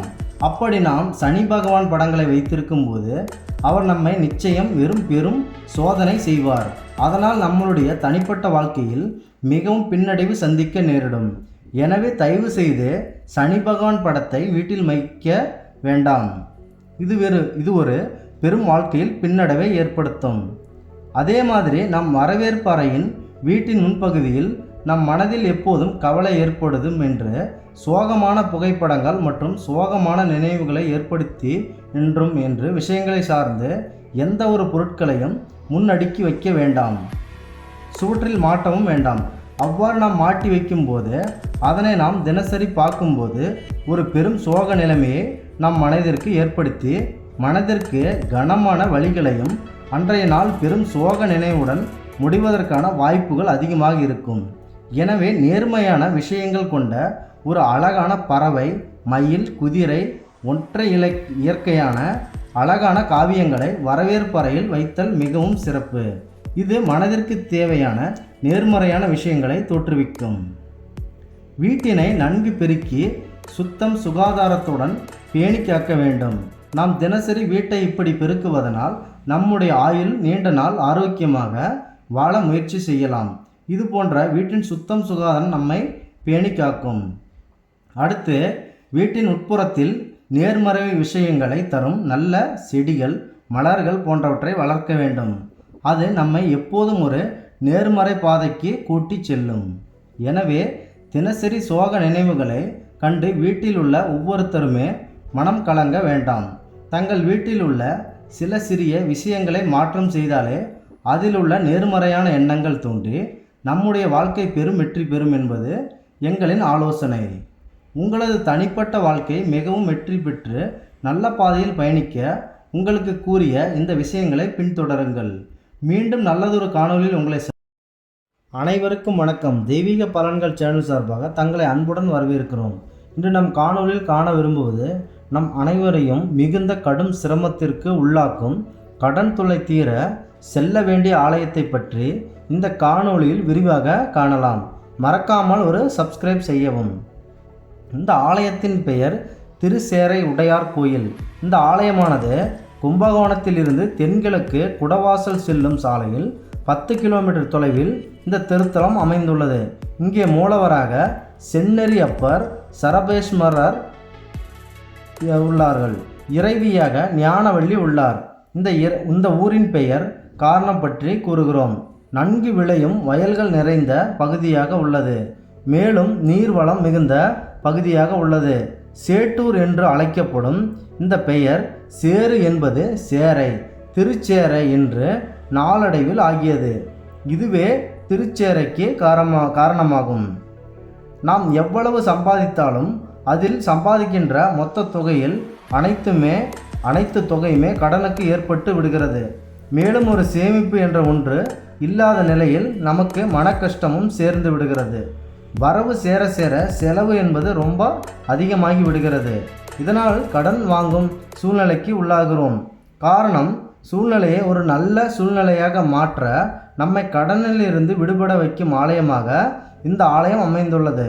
கடன் தொல்லையால் பாதிக்கப்பட்டவர்கள் மறக்காமல் குடும்பத்தினருடன் இந்த ஆலயத்திற்கு ஒரு முறை சென்று நாங்கள் கூறும் பரிகார முறைகளை பின்பற்றி வாருங்கள். நிச்சயம் உங்களுக்கு வெற்றி கிடைக்கும். இங்கே ஸ்தல மரமாக மகாலிங்க மரம் உள்ளது. 3 வகையான தீர்த்தங்கள் உள்ளன. மார்க்கண்டேய இரத்த ஸ்நான தீர்த்தம், பிந்து சுதா தீர்த்தம் போன்றவை உள்ளது. இங்கே கடன் தொல்லையால் பாதிக்கப்பட்டவர்கள் செய்ய வேண்டிய பரிகார முறைகள். இந்த திருத்தலத்தில் ருண விமோச்சன லிங்கம் உள்ளது. கடன் தொல்லை உள்ளவர்கள் இந்த கோயிலுக்கு வந்து இங்குள்ள இந்த ருண விமோச்சன லிங்கத்திற்கு தொடர்ந்து 11 சோமவாரங்கள், சோமம் என்றால் திங்கள் என்பது பொருள், திங்கள் கிழமைகளில் 11 திங்கட்கிழமைகளில் தங்கள் பெயரில் அர்ச்சனை செய்து கொள்ள வேண்டும். இதற்கு அடுத்து 11வது வாரம் அபிஷேகமும் செய்ய வேண்டும். மேலும் கடும் உடல் நலம் பாதிக்கப்பட்டவர்கள், நடக்க இயலாதவர்கள் இந்த 11 வாரங்கள் செல்ல முடியாவிட்டால் என்றாலும் முதல் வாரம் மட்டுமே கோயிலுக்கு சென்று மீதி இருக்கும் 10 வாரங்கள் தேவையான அர்ச்சனை செய்வதற்கான பணத்தை கோயில் நிர்வாகத்திடம் செலுத்தி தங்கள் பெயரில் அர்ச்சனை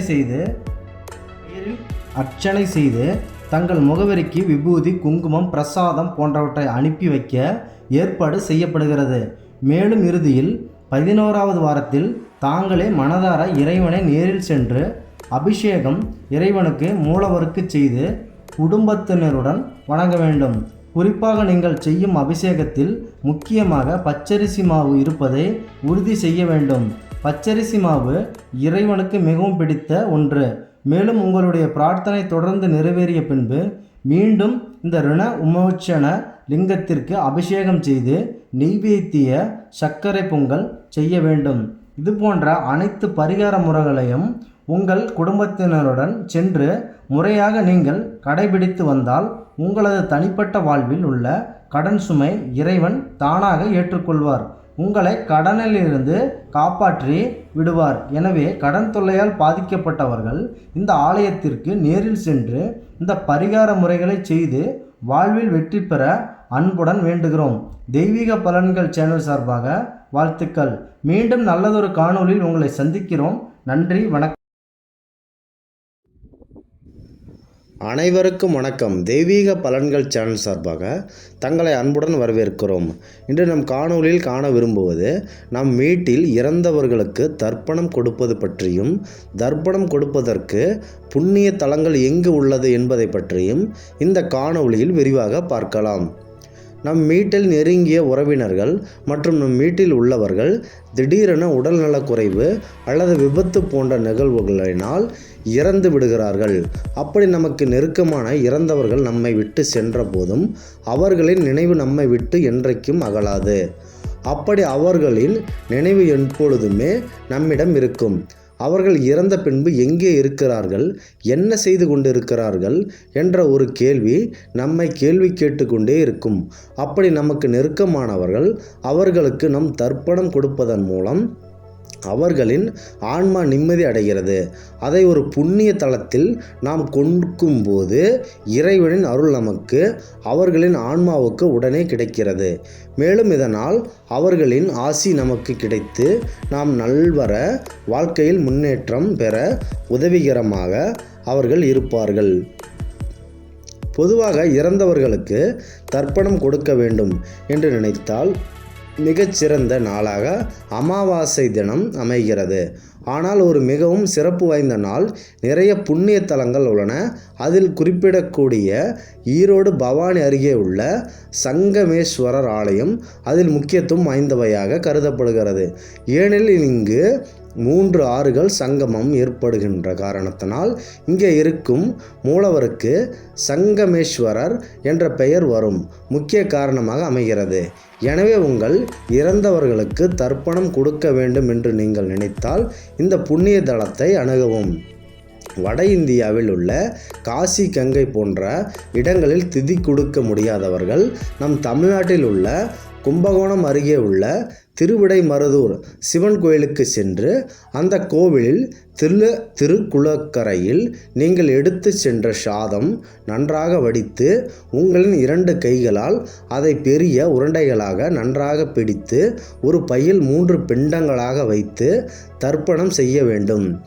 இவ்வாறு நாம் நம் கைகளால் செய்யும்போது நீங்கள் காசியில் கங்கையில் போன்று செய்வதை போன்ற புண்ணியம் கிடைக்கும் மற்றும் அவர்களின் ஆன்மாவும் நிம்மதி பெருமூச்சு விடும். சிறப்பு வாழ்நாள் முழுவதும் இருந்து குழந்தை இல்லாமல் இறந்தவர்களாக இருப்பார்கள். அப்படி இறந்தோருக்கு நாம் தர்ப்பணம் கொடுக்கும்போது காலத்தை தர்ப்பையை தெற்கு மேற்கு வடக்கு திசையில் வைத்து தர்ப்பணம் நாம் செய்ய வேண்டும். ஏனெனில் குழந்தையில்லா இறந்தவர்களுக்கு செய்யப்படும் முறையை இதுவாகும். மாறாக நம் திசையை மாற்றி தர்ப்பணம் செய்யக்கூடாது.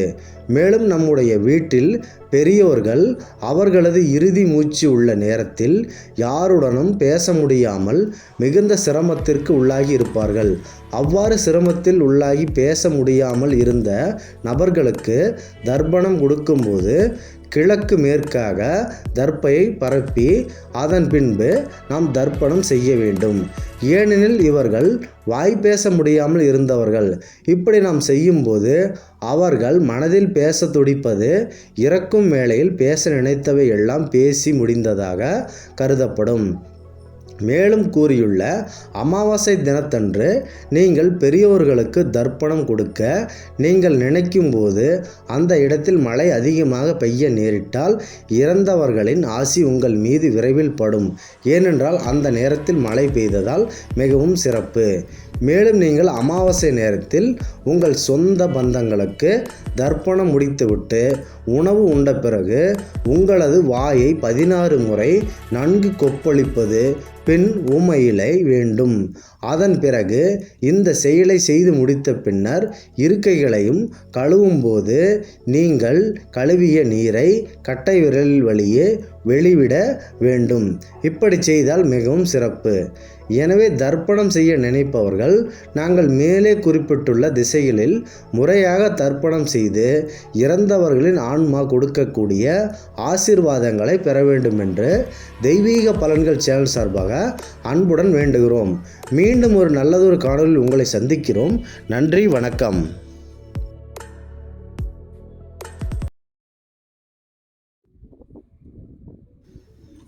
அனைவருக்கும் வணக்கம். தெய்வீக பலன்கள் சேனல் சார்பாக தங்களை அன்புடன் வரவேற்கிறோம்.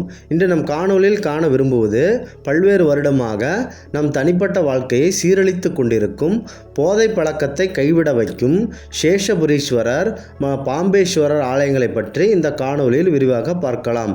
மறக்காமல் ஒரு சப்ஸ்கிரைப் செய்யவும். வாருங்கள் காணொளிக்கு செல்லலாம். நம் தனிப்பட்ட வாழ்க்கையை சீரழித்து கொண்டிருக்கும், மேலும் நம் குடும்பத்தின் மொத்த வாழ்க்கையும் சீரழித்து கொண்டிருக்கும் போதை பழக்கத்தை முற்றிலும் கைவிட வைக்கும் சிறந்த ஆலயமாக இந்த விசேஷபுரீஸ்வரர் ஆலயம் உள்ளது. இந்த ஆலயமானது திருப்பாம்புரம், திருவாரூர் மாவட்டத்தில் அமைந்துள்ளது. இந்த ஆலயத்தின் கோவில் நடை திறந்திருக்கும் நேரம் காலை 7 மணி முதல் மதியம் 12 மணி வரை, மாலை 4 மணி முதல் இரவு 8 மணி வரை இந்த கோவில் நடை திறந்திருக்கும். இங்கே மூலவராக சேஷபுரீஸ்வரர், பாம்பேஸ்வரர் உள்ளனர். இங்கு தல விருட்சமாக வன்னிய மரம் உள்ளது. தல சிறப்பு: இங்கே இருக்கும் மூலவர் சுயம்புவாக உருவெடுத்துள்ளார். தமிழ்நாட்டில் உள்ள பல கோயில்களில் உள்ளது போல ராகுவும் கேதுவும் தனியாக இல்லாமல் 2 பேரும் ஒரே இடத்தில் ஈசனை நெஞ்சில் அமர்ந்துள்ளனர். நம் தனிப்பட்ட வாழ்க்கையில் போதை பழக்கம் மிகுந்த பாதிப்பு உள்ளாக்கி செல்வ வளம், மனநலம் போன்றவற்றை அனைத்துமே இழந்து சமுதாயத்தில் ஒரு தவறான பாதைக்கு முழு வாழ்க்கை நரக வேதனையில் இருக்கும் நபர்களுக்கு இந்த ஆலயமானது முக்கிய ஒரு பரிகார தலமாக அமைகிறது. பெரும்பாலும் போதை பழக்கம் உள்ளவர்கள், அதற்கடுத்து கனவில் பாம்பு வந்து தொந்தரவு செய்யும் நபர்களும், பெரிதும் தெரியாமல் பாம்பை அடித்து கொண்ட நபர்களும், இது போன்ற அனைத்து விஷயங்களில் இருந்து விடுதலை அளிக்கும் மூலவராக 2 பேரும் உள்ளனர். பெரும்பாலும் இந்த ஆலயம் ஞாயிறு, செவ்வாய், வெள்ளி போன்ற கிழமைகளில் நீங்கள் அங்கு வந்தால் அதிக அளவிலான பாம்பு நடமாட்டம் இந்த ஆலயத்தில் இருக்கும். மேலும் ஆலயத்தில் உள்ள மரப்புந்துகளில் பாம்பு புற்றுகள் இருக்கும். மேலும் அந்த மர கூற்றுகளில் பாம்பு வாழ்ந்து வருவதாகவும் கூறுகிறார்கள். இங்கே இருக்கும் பரிகார முறைகள் பற்றி பார்க்கலாம். போதை பழக்கத்தில் விடுபட நினைக்கும் நபர்கள் மற்றும் பாம்பின் தொல்லை அதிகமாக இருக்கக்கூடிய மனிதர்கள், இந்த 2 பிரச்சனை உள்ளவர்கள் குடும்பத்துடன் இந்த ஆலயத்திற்கு வந்து மூலவராக இருக்கக்கூடிய சேஷபுரீஸ்வரரை மனதார வணங்கி மற்றும் பாம்பீஸ்வரரை மனதார வணங்கி பிரார்த்தனை செய்ய வேண்டும். மேலும் போதை பழக்கத்தில் இருக்கும் நபர்கள் ஒவ்வொரு ஞாயிற்றுக்கிழமை மாலை 4:30 மணி முதல் 6 மணி வரை இங்கே இருக்கும் ராகு காலத்திலிருந்து ஆலயத்திற்கு வந்து இறைவனுக்கு அர்ச்சனை செய்து வழிபட வேண்டும். மேலும் இங்கே இருக்கும் மூலவருக்கு புது வஸ்திரம் சார்த்தியும் வழிபடுகின்றனர். மேலும் போதை பழக்கம் மற்றும் பாம்பை அடித்து கொண்டிருந்த தினசரி அதன் பிரச்சனையை வாழ்க்கையில் எதிர்கொண்டிருக்கும் நபர்கள் நாங்கள் கூறிய ஆலயத்திற்கு குடும்பத்துடன் வந்து அந்த பரிகார முறையில் அனைத்தையும் பின்பற்ற வேண்டும். மேலும் உங்கள் வாழ்க்கை, தனிப்பட்ட வாழ்க்கை மேலும் சிறப்பாக அமைய எங்களது தெய்வீக பலன்கள் சேனல் சார்பாக வாழ்த்துக்கள். மீண்டும் ஒரு நல்லதொரு காணொளியில் உங்களை சந்திக்கிறோம். நன்றி, வணக்கம்.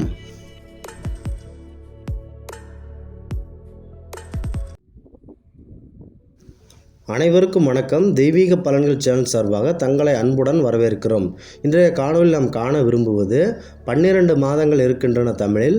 அதில் வளர்பிறை ஏகாதசி மற்றும் தேய்பிறை ஏகாதசி என்று 2 தினங்கள் வருகின்றன. இந்த தினங்களை பற்றி தான் இந்த காணொலியில் விரிவாக பார்க்க போகிறோம். வாருங்கள் காணொலிக்கு செல்லலாம். மறக்காமல் ஒரு சப்ஸ்கிரைப் செய்யவும். தமிழ் வருடத்தின் முதல் மாதமான சித்திரை மாதம் வளர்பிறை ஏகாதசி பற்றி பார்க்கலாம். இந்த சித்திரை மாதத்தில் இந்த வளர்பிறை ஏகாதசி நாளன்று விரதம் பிடிப்பவர்கள் பெண்களிடம் தவறான பழக்கம் இருந்து பெண்களின் சாப நிலைக்கு ஆளானவர்களாக இருந்தால் இந்த சாபத்தை விமோச்சனம் செய்து கொள்ளலாம். சித்திரை மாதம் தேய்பிறை ஏகாதசி என்று விரதம் பிடிப்பவர்கள் தனது ஆசிரியருக்கு அதாவது குருவிற்கு துரோகம் செய்தவர்கள் இந்த சாபத்திலிருந்து நிவர்த்தி பெறலாம். இரண்டாவதாக, வைகாசி மாதம் வளர்பிறை ஏகாதசி என்று விரதம் பிடித்தால் தொழிலில் வியாபார தோஷம் இருந்தால் அதனை நிவர்த்தி செய்தலாம். வைகாசி மாதம் தேய்பிறை ஏகாதசி நாள் என்று விரதம் இருந்தால் அடுத்த உயிர்களை பலி கொடுத்த பாவம் விலகி நன்மை சேரும். மூன்றாவதாக, ஆனி மாதம் வளர்பிறை ஏகாதசி நாள் என்று விரதம் இருந்தால் பிறரை பார்க்க வைத்து உணவு உண்ணிய பாவம் விலகி சேரும். ஆனி மாதத்தில் தேய்பிறை ஏகாதசி நாள் அன்று விரதம் இருந்தால் நம்மளுடைய முன்னோர்களுக்கு செய்த பாவம் விலகும். அடுத்ததாக, ஆடி மாதம் வளர்பிறை ஏகாதசி நாளன்று விரதம் இருந்தால் அறிந்தும் அறியாமலும் செய்த பாவங்கள் விலகும். ஆடி மாதம் தேய்பிறை ஏகாதசி நாளன்று விரதம் இருந்தால் தோல் நோய் இருந்தால் விரைவில் குணமாகும். ஐந்தாவதாக, ஆவணி மாதம் வளர்பிறை ஏகாதசி நாளன்று விரதம் இருந்தால் குழந்தையில்லா தம்பதிகளுக்கு புத்திர தோஷம் விலகி நன்மை சேரும். ஆவணி மாதம் தேய்பிறை ஏகாதசி நாளன்று விரதம் இருந்தால் ஆபரணம் தானம் செய்த பலன் கிடைக்கும். ஆறாவதாக, புரட்டாசி மாதம் வளர்பிறை ஏகாதசி நாளன்று விரதம் இருந்தால் தானியங்கள் அதிக அளவில் விருத்தி ஏற்படும். புரட்டாசி மாதம் தேய்பிறை ஏகாதசி நாளன்று விரதம் இருப்பவர்கள் நம் வாழ்க்கையில் இழந்த செல்வங்கள் மீண்டும் கிடைக்கும். ஏழாவதாக, ஐப்பசி மாதம் வளர்பிறை ஏகாதசி நாளன்று விரதம் இருப்பதன் மூலம் எந்த தானமும் செய்யாமலேயே நமக்கு சாப விமோச்சனம் கிடைக்கும். ஐப்பசி மாதம் தேய்பிறை ஏகாதசி நாளன்று விரதம் இருப்பதன் மூலம் முன்னோர்கள் மகிழ்ச்சியாக திருப்தி அடைவார்கள். அடுத்தது எட்டாவதாக, கார்த்திகை மாதம் வளர்பிறை ஏகாதசி நாளன்று விரதம் இருப்பதன் மூலம் வெங்கடேஸ்வர சுவாமியின் அருள் விரைவில் கிடைக்கும். கார்த்திகை மாதம் தேய்பிறை ஏகாதசி நாளன்று விரதம் இருப்பதன் மூலம் நமக்கு தேவையற்ற மரண பயங்கள் விலகி நன்மை சேரும். ஒன்பதாவதாக, மார்கழி மாதத்தில் வளர்பிறை ஏகாதசி நாளன்று விரதம் இருப்பதன் மூலம் நல்ல சுபிட்சம் கிடைத்து மற்றும் மோட்சமும் கிடைக்கும். மார்கழி மாதம் தேய்பிறை ஏகாதசி நாளன்று விரதம் இருந்தால் நாம் இருக்கும் பிறவியிலும் மற்றும் நம் வரும் பிறவியிலும் மேன்மை உண்டாகி நல்லது நடக்கும். பத்தாவதாக, தை மாத வளர்பிறை ஏகாதசி நாளன்று விரதம் இருப்பதன் மூலம் குழந்தைகளுக்கு ஏற்படும் தோஷம் போகும். தை மாதம் தேய்பிறை ஏகாதசி நாளன்று விரதம் இருப்பதன் மூலம் தொழிலில் நலிவடைந்த பெற்றோர்கள் நல்ல லாபம் அடைவார்கள். ஏதேனும் பதவி விலகி இருந்தால் அவர்கள் மீண்டும் பதவிக்கு வருவார்கள். 11ஆவதாக, மாசி மாத வளர்பிறை ஏகாதசி நாளன்று விரதம் இருப்பதன் மூலம் நமக்கு ஏதேனும் செய்வனை வைத்திருந்தால் செய்வனை தோஷம் விலகி காத்து கருப்பு பேய் விலகும் என்று நம்பப்படுகிறது. அடுத்ததாக, மாசி மாத தேய்பிறை ஏகாதசி நாளன்று விரதம் இருப்பதன் மூலம் நமக்கு உணவு கொடுமை இருந்தால் அது விரைவில் நீங்கும். எள்தானம், அதாவது 7 வகையான எள்தானம் செய்ய வேண்டும். பங்குனி மாத வளர்பிறை ஏகாதசி நாளன்று விரதம் இருப்பதன் மூலம் அதிக அளவில் தங்கம் பணம் சேரும். எந்த நாளில் நெல்லி மர விருட்சத்திற்கு பூஜை செய்ய வேண்டும். பங்குனி மாத தேய்பிறை ஏகாதசி நாளன்று விரதம் இருப்பதன் மூலம் எந்த காரியத்திலும் நாம் செயல்பட்டாலும் அதில் வெற்றியடையும் பலன் கிடைக்கும். இந்த ஏகாதசி விரதங்கள் எப்படி இருக்க வேண்டும் என்று விரிவாக கூறுகிறோம். இந்த ஏகாதசி விரதம் முக்கியமானவர்கள் மட்டுமே கடைபிடிக்க வேண்டும் என்ற எண்ணங்கள் பரவலாக பரவி வருகின்றன. அப்படியெல்லாம் ஒன்றும் இல்லை. ஆண்களும் பெண்களும் சிறுவர்களும் சிறுமியர்களும் எப்பொழுது வேண்டுமானாலும் இந்த விரதத்தை பிடிக்கலாம். இந்த ஏகாதசி நாளன்று விரதம் இருக்கலாம் என்று நாம் முடிவு எடுத்துவிட்டால் ஏகாதசி நாளன்று இருவேளையும் உணவுகளை உண்ணக்கூடாது. முடியாதவர்களுக்கு விதி விலக்குகள் உண்டு. முடியாதவர்கள் காரம் புளி உப்பு சேர்க்காமல் உணவு உண்ணலாம். வாருங்கள், தேய்பிறை ஏகாதசி நாள் இன்று விரதம் இருந்தால் பல புண்ணியங்கள் நமக்கு கிடைக்கும். இவ்வாறு நாங்கள் மேலே கூறியுள்ள வழிமுறைகளை பின்பற்றி வாழ்க்கையில் வளம் பெற தெய்வீக பலன்கள் சேனல் சார்பாக தங்களை அன்புடன் வேண்டுகிறோம். மீண்டும் ஒரு நல்லதொரு காணொளியில் உங்களை சந்திக்கிறோம். நன்றி, வணக்கம்.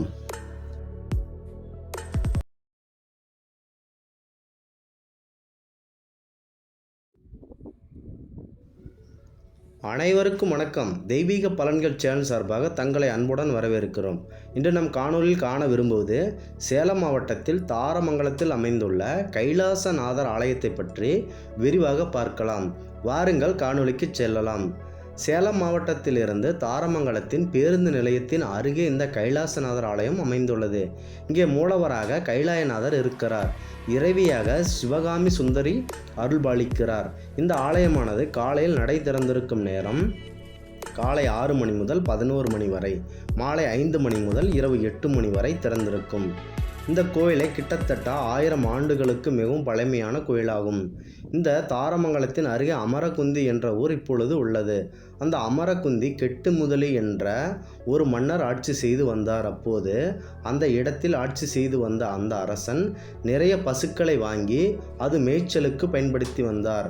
அப்போது ஒவ்வொரு பசுக்களும் ஒவ்வொரு இடத்தில் பிரிவாக பிரிந்து மேய்ச்சலுக்கு சென்று வந்ததாக கூறப்படுகிறது. அதில் குறிப்பிட்ட ஒரு பசு மட்டுமே அமரகுந்தியிலிருந்து தாரமங்கலத்தின் மையப்பகுதியில் அமைந்துள்ள அங்கே வந்து பால் சுரந்ததாக கூறப்படுகிறது.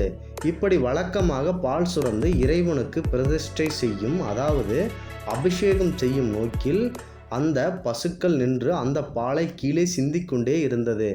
இப்படி என்ன இருக்கிறது என்ற அந்த மன்னன் மனதில் தோன்றி பசுவினை நோக்கி பயணித்தார்.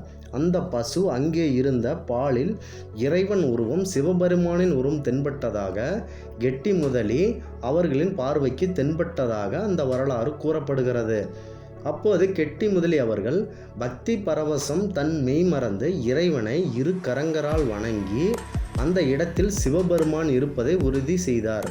மேலும் தினசரி ஒவ்வொரு நாளுமே சரி அந்த இடத்திற்கு வந்து வழிபாடும் செய்து முறையாக வந்ததாக கூறப்படுகிறது.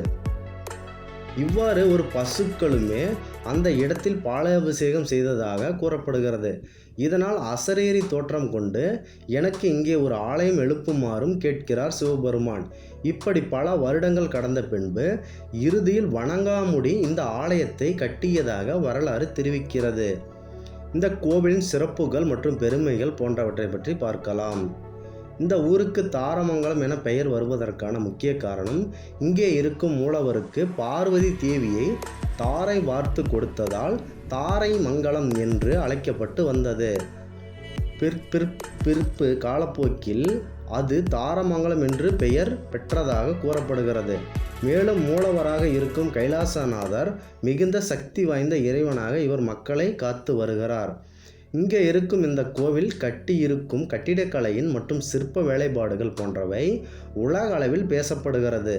தனித்துவம் வாய்ந்ததாக இன்றளவும் காட்சி தருகிறது. இங்கே இருக்கும் சிற்பங்களில் குறிப்பாக இங்கே இருக்கும் சிற்ப கலைஞர்களின் மன்மத ரதி போன்றோரின் சிற்பக்கலைகள் மிகவும் சிறப்பு வாய்ந்தவையாக அமைந்துள்ளது. மேலும் இங்கே இருக்கும் கல்லால் செதுக்கப்பட்ட சிங்கம் ஒன்று இங்கு உள்ளது. அந்த சிங்கத்தின் வாயில் உள்ள கல் உருண்டை மிகவும் நேர்த்தியாக செய்யப்பட்டுள்ளது. அது ஒரு பெரிய பந்து போன்று உள்ளது. ஆனால் அந்த கல்லினை வெளியே எடுக்க முடியாது. மற்றும் உருளை வடிவிலான சங்கிலி போன்ற அமைப்புகளும் இந்த கட்டிடத்தில் ஆங்காங்கே தொங்கிக் கொண்டிருக்கிறது. தாமரை சங்கிலி போன்ற நேர்த்தியான கல்லினால் செதுக்கப்பட்ட அம்சம் வாய்ந்தவையாகவும் இந்த ஆலயத்தில் உள்ளது. மேலும் ஆலயத்தில் பாதாளலிங்கம் ஒன்று உள்ளது. இந்த பாதாளலிங்கம் இப்பொழுதும் பயன்பாட்டில் உள்ளது. உங்கள் ஊரில் ஒரு மக்களை வெளிநாட்டு மக்களின் பயன்கள் யாராவது இங்கு வந்தால் உள்ளே செல்ல அனுமதிக்கப்படுகிறது.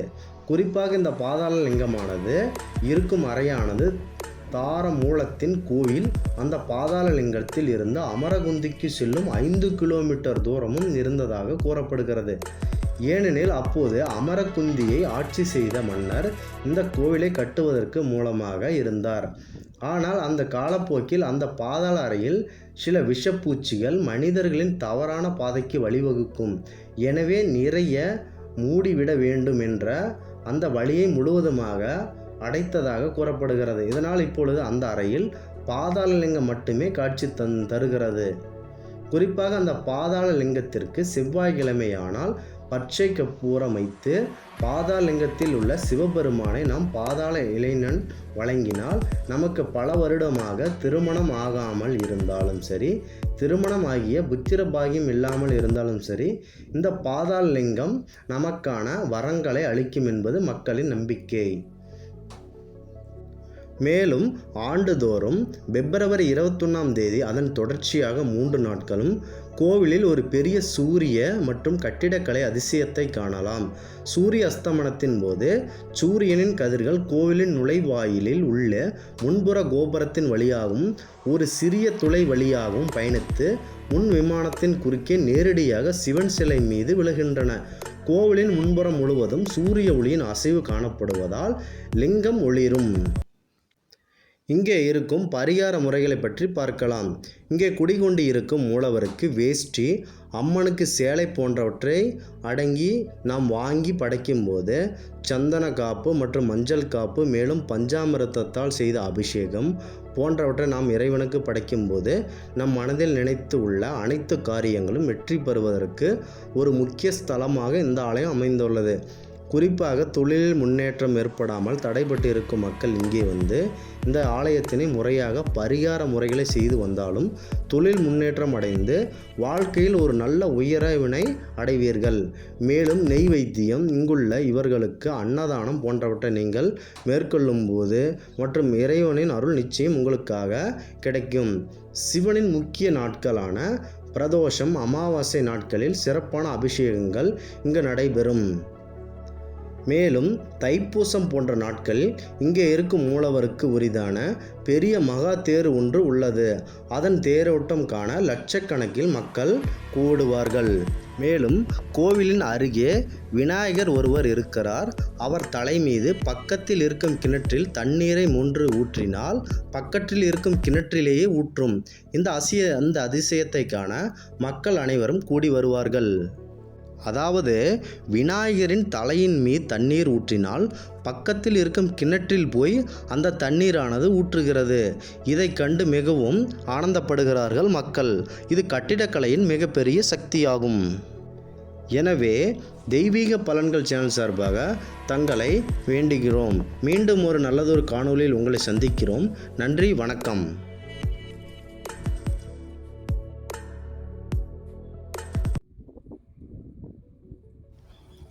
அனைவருக்கும் வணக்கம். தெய்வீக பலன்கள் சேனல் சார்பாக தங்களை அன்புடன் வரவேற்கிறோம். இன்று நம் காணொளியில் காண விரும்புவது சிவபெருமானுக்கு முக்கிய நாளாக விளங்கும் பிரதோஷத்தின் வரலாறுகளை பற்றி இந்த காணொளியில் விரிவாக பார்க்கலாம். வாருங்கள் காணொளிக்கு செல்லலாம். மறக்காமல் ஒரு சப்ஸ்கிரைப் செய்யவும். குறிப்பாக பிரதோஷம் என்பது சிவபெருமானுக்கு ஒரு முக்கிய நாளாக அமையும். நம் நாட்டில் உள்ள அனைத்து மக்களுமே எங்கிருந்தாலும் அந்த பிரதோஷ நாட்களில் சிவன் ஆலயத்திற்கு சென்று அந்த சிவனிடம் வழிபட்டு அவர்களின் மனதில் உள்ள குறைகளை அவரிடம் பகிர்ந்து கொள்வார்கள். மேலும் அப்போது நம் கோவிலின் ஆலயத்தின் உள்ளே செல்லும்போது நம்மை அறியாமல் நமக்குள்ளேயே ஒரு ஆன்மீகம் உள் செல்கிறது. அதுவே இந்த பிரதோஷத்தின் சிறப்பாகும். இந்த பிரதோஷ வரலாறின்படி முன்னொரு காலத்தில் எந்த ஒரு நிலையிலும் சாவாமல் உயிர் பெற்று வாழும், மேலும் சாவு என்கிற ஒன்றை வாழ்க்கையில் இல்லாதபடி நீண்ட நாள் வாழ வேண்டும் என்ற ஆசையின்படி தேவர்களும் அவர்களுக்கு எப்பொழுதும் எதிராய் நிற்கின்ற அசுரர்களும் அவர்கள் கூட அரக்கர்களும் கூட நீண்ட நாள் வாழ வேண்டும் என்ற ஆசையில் இந்த தேவரும் அசுரரும் ஒன்று இணைந்து இதற்கு சென்று சிவபெருமானிடம் ஆணை பெற்றனர். அங்கு உள்ள திருப்பார்கடலை ஒருவருக்கொருவர் மாற்றி மாற்றி கடைகின்றனர். மேலும் இந்த திருப்பார்கடலை கடைவதற்காக மிக பெரிய வாசுகி என்ற பாம்பை கயிறாகவும் மாற்றி, மந்திர மலையை அதை கடைவதற்கு மத்தாகவும் மாற்றி திருப்பார்கடலை இருவரும் மாறி மாறி கடைகின்றனர். அப்போது இவர் இருவரும் கடையும் போது கயிறாக பயன்படுத்தப்பட்ட மிக பெரிய வாசுகி பாம்பு விஷத்தை வெளியே தள்ளியது. அந்த விஷமானது சாதாரண பாம்பின் விஷம் போன்ற அல்ல. திருப்பார்கடல் அனைத்துமே முழுவதும் நிரம்பியது. இங்கே இருக்கின்ற அனைவரையுமே மிகுந்த பயம் நடுங்குகின்ற ஒரு மரண பயம் ஏற்படுத்துகின்றது. ஆழகால விஷம் என்று அழைக்கப்படும் அந்த ராஷ விஷம் அங்கு நிரம்பியது. அந்த பெரிய ராட்சத விஷமானது அங்கு இருந்த அனைவரையும் எரித்து அருமையாக அவர்களை துன்புறுத்தி வந்தது. மேலும் அங்கிருந்த அனைவருமே இங்கே இருந்தால் நாம் பிழைக்க முடியாது என்று பயந்து நடுங்கி, ஈசனே, பரம்பொருளே, எங்களை காப்பாற்றுங்கள், உங்களை விட்டால் வேறு ஒருவர் எங்களுக்கு இல்லை. இந்த பெரும் விஷத்தில் இருந்து எங்களை காப்பாற்றுங்கள் இறைவா இறைவா என்று கைலாயத்தில் உள்ள ஈசன் சிவபெருமானிடம் அனைவருமே தேவர்களுமே அரக்கர்களுமே தஞ்சம் புகுந்தனர். அதை கேட்ட சிவபெருமான், இவ்வாறு இந்த விஷம் பரவி இருக்கிறது, மேலும் இப்போது நாம் எந்த ஒரு காரியமும் முன்வந்து செய்யவில்லை என்றால் இருக்கும் அனைவரையும் அந்த விஷம் கொன்றுவிடும் என்று கூறிய சிவபெருமான் உடனே தன் அருகில் இருந்த சுந்தரரை அழைத்து, உடனே நீ திருப்பார்கடலுக்கு செல், அங்கு வாசுகி என்ற பாம்பு வாயால் இருந்த விஷத்தை வெளியே தூக்கி எடுத்து விஷம் முழுக்க கடலில் கலந்து உள்ளது, அங்கு சென்று அந்த வாசுகி வாயிலிருந்து வெளியே கட்டிய விஷத்தை ஒரு பெரிய நாவல் பழம் போல திரட்டி உருட்டி என்னிடம் கொண்டு வந்து கொடுக்குமாறு கட்டளையிட்டார். சுந்தரரும் அதேபோல் திருப்பார்கடலுக்கு சென்று அங்கு நடந்தவற்றை எனவே அனைத்தையும் பார்த்து அந்த விஷத்தை ஒரு நாவல் பழம் போன்று அதன் அளவு சிறிதாக செய்து சிவபெருமானிடம் அந்த நாவல் பழத்தை அந்த விஷத்தன்மை கொண்டு வந்து கொடுத்தார். இந்த விஷத்தை எங்கே வைத்தாலும் அது மீண்டும் இவர்கள் உயிருக்கு ஆபத்தாகிவிடும், எனவே இந்த விஷத்தை நானே உண்கிறேன் என்று சிவபெருமான் உண்ண முயற்சித்தார். அப்போது அந்த விஷத்தை உண்ண முயற்சி செய்யும்போது அந்த விஷமானது சிவபெருமான் உடலுக்கு உள்ளே வயிற்றில் சென்றால் வீட்டின் உள்ளே நம் மக்கள் தேவர்கள் ஆசிரியர்கள் அனைத்து உயிரினங்களுமே ஒரே நொடியில் அழிந்து விடுவார்கள். மேலும் மீண்டும் அவர்களை உருவாக்குவது மிகவும் கடினம் என்று எண்ணிய சிவபெருமான் அவர் உண்ண அந்த விஷத்தை தொண்டையிலேயே நிலைநிறுத்தி அதை வெளியில் எடுக்காமலும் தொண்டையிலுமே முழுவதுமாக நிலைநிறுத்தி கொண்டார். உன்னை தொண்டை பகுதியில் மற்றும் நீல நிறமாக குரல் வளையில் தோன்றியது இந்த விஷம். இவ்வாறு மக்களுக்கு தேவர்களுக்கும் எந்த உயிரினங்களுக்கும் எந்த துன்பங்களும் ஏற்படாமல் தானே அந்த விஷத்தை விழுங்கி களைத்து பெரிய அச்சத்தில் இருந்து காப்பாற்றிய சிவபெருமான் அதனால் நீலகண்டர் என்று அன்போடு அனைவராலும் அழைக்கப்படுவார். உடனே சிவபெருமான் தேவர்களுக்கும் அசுரர்களுக்கும் மறு அனுமதி கொடுத்து நீங்கள் சென்று மறுபடியும் திருப்பார்கடலை கடையுமாறு கேட்டுக்கொண்டார். இப்போது இந்த முறைப்படி கடையும் போது அமிர்தம் தோன்றியது. ஆனால் அந்த இடத்தில் இருந்து அனைவரும் மிகுந்த மகிழ்ச்சியில் ஆழ்ந்தனர். மேலும் அமிர்தத்தினை தேவர்கள் உண்டார்கள். மகிழ்ச்சியை கொண்டாட சிவபெருமானை நடனமாடுமாறு என்று கூறினர். இங்கு இருந்த இந்திரன் அவர்கள் எப்பொழுதும் தன் அழகான புல்லாங்குழல் இசையில் அனைவரையும் மகிழ்ச்சியில் ஆழ்த்தினார். அதிபதியான சரஸ்வதி தேவி அவர்கள் வீணை வாசித்தார்கள். பிரம்மன் தன் கையில் இருந்த தாளத்தை விசைத்தார். இருக்கும் மகாலட்சுமி தேவி நல்ல தெய்வீக பாடல்களையும் பாடினார். மேலும் சிவபெருமான் அவர்கள் தன் முன்னால் இருக்கும் நந்தி தேவரின் இரு கொம்புகளுக்கு இடையே அழகான நீண்ட நேரம் நடனம் புரிந்தார். இவ்வாறு சிவபெருமான் இந்த நிகழ்வை அழகான நடனம் புரிந்த நேரமாக சனிக்கிழமை மாலை நேரம் அன்றைக்கு பிரதோஷ வேளை இருந்தது. எனவே இவ்வாறு பிரதோஷம் தோன்றியது. இதுவே சிவபெருமான் அந்த அழகான நடனம் புரிந்த வேளையே பிரதோஷ நாளாக மாறியதாகவும் கூறுகிறார்கள். எனவே ஒவ்வொரு முறையும் பிரதோஷம் வரும்போது சனிக்கிழமைகளில் வரும் பிரதோஷமானது ஒரு முக்கிய அழகான சிறப்பு வாய்ந்த நாளாக அமைகிறது. இன்றைக்கு நம் ஈசனை மனதார நினைத்து வழிபட்டால் நம் குடும்பங்களும் நம் தனிப்பட்ட வாழ்க்கையில் நல்ல செழிப்போடு நீண்ட நாள் நல்ல வாழ்க்கை அமையும். நம்மை ஈசன் என்றைக்கும் பாதுகாத்து கொள்வார் இருந்து பிரதோஷம் தோன்றிய வரலாறு ஆகும். எனவே மீண்டும் ஒரு நல்லதொரு காணொளியில் உங்களை சந்திக்கிறோம். நன்றி, வணக்கம்.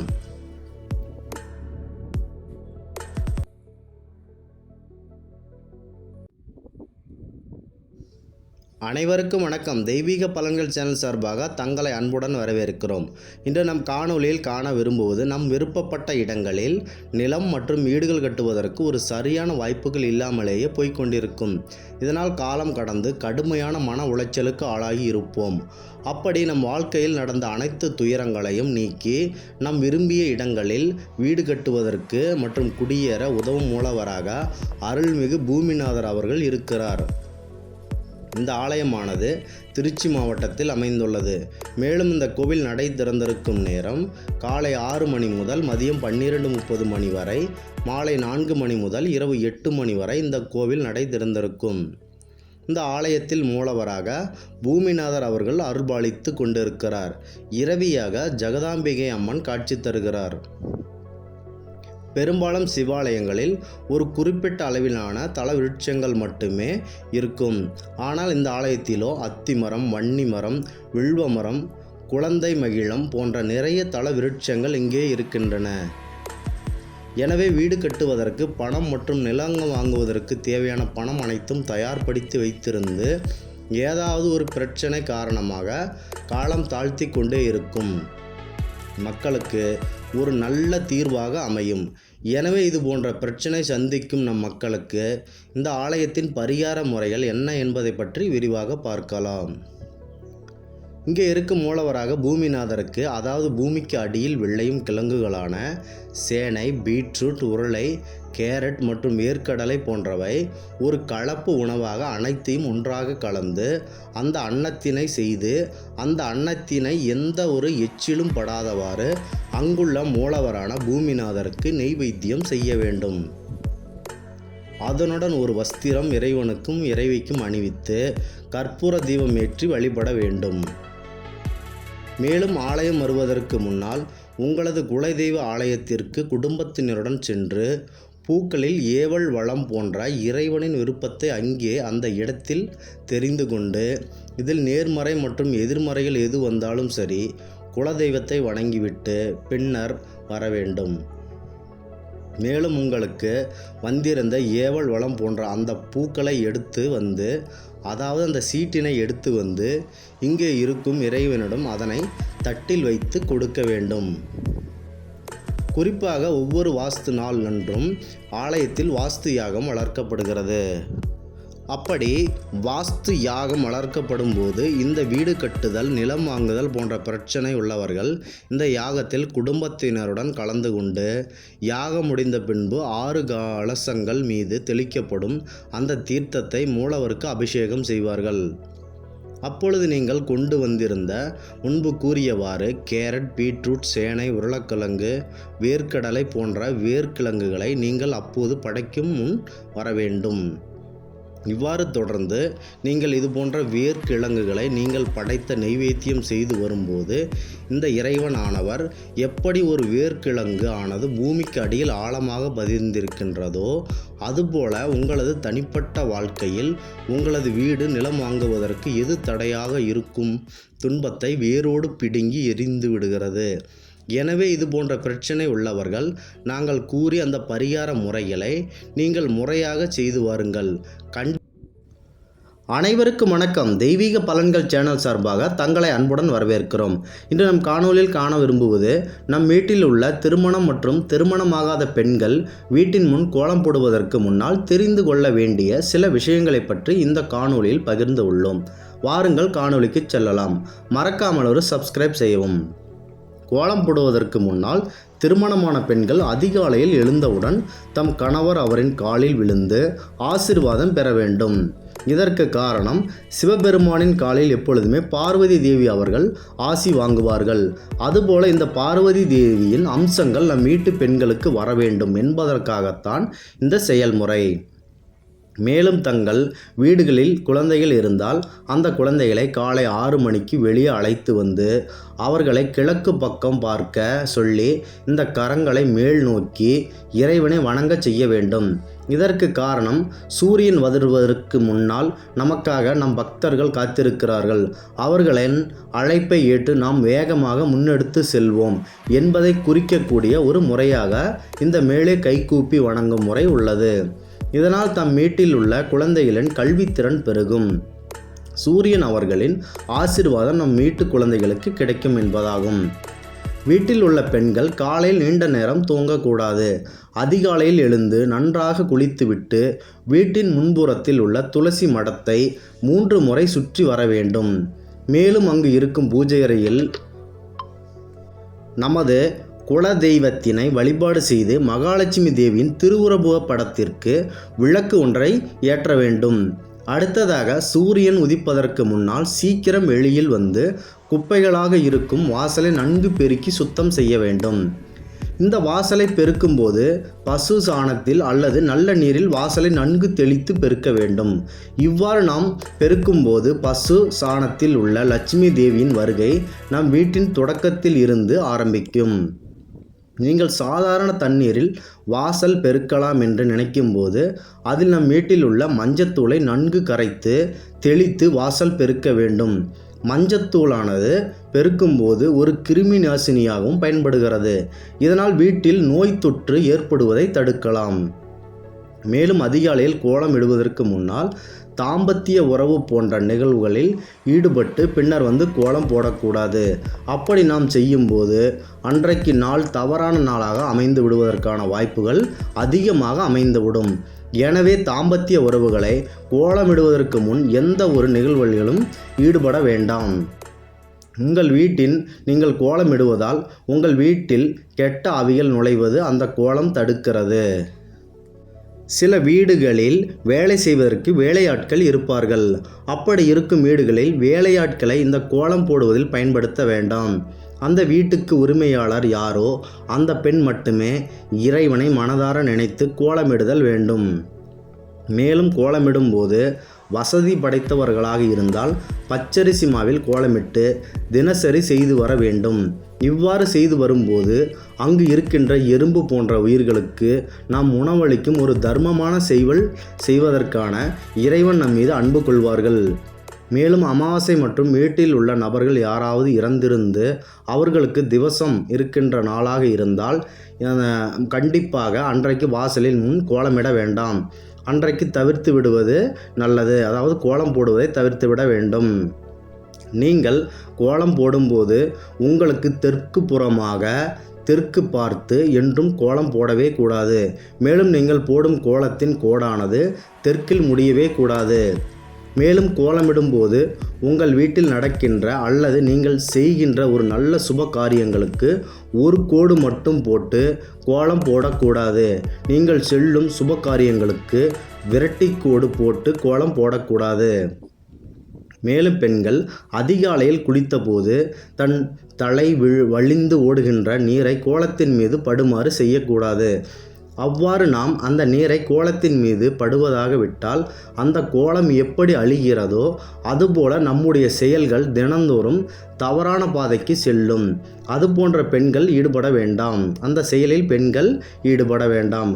கோலம் போடுவதாக இருந்தால் அந்த கோலத்தையும் அனைத்தையும் முழுமையாக போட்டு விடுங்கள்.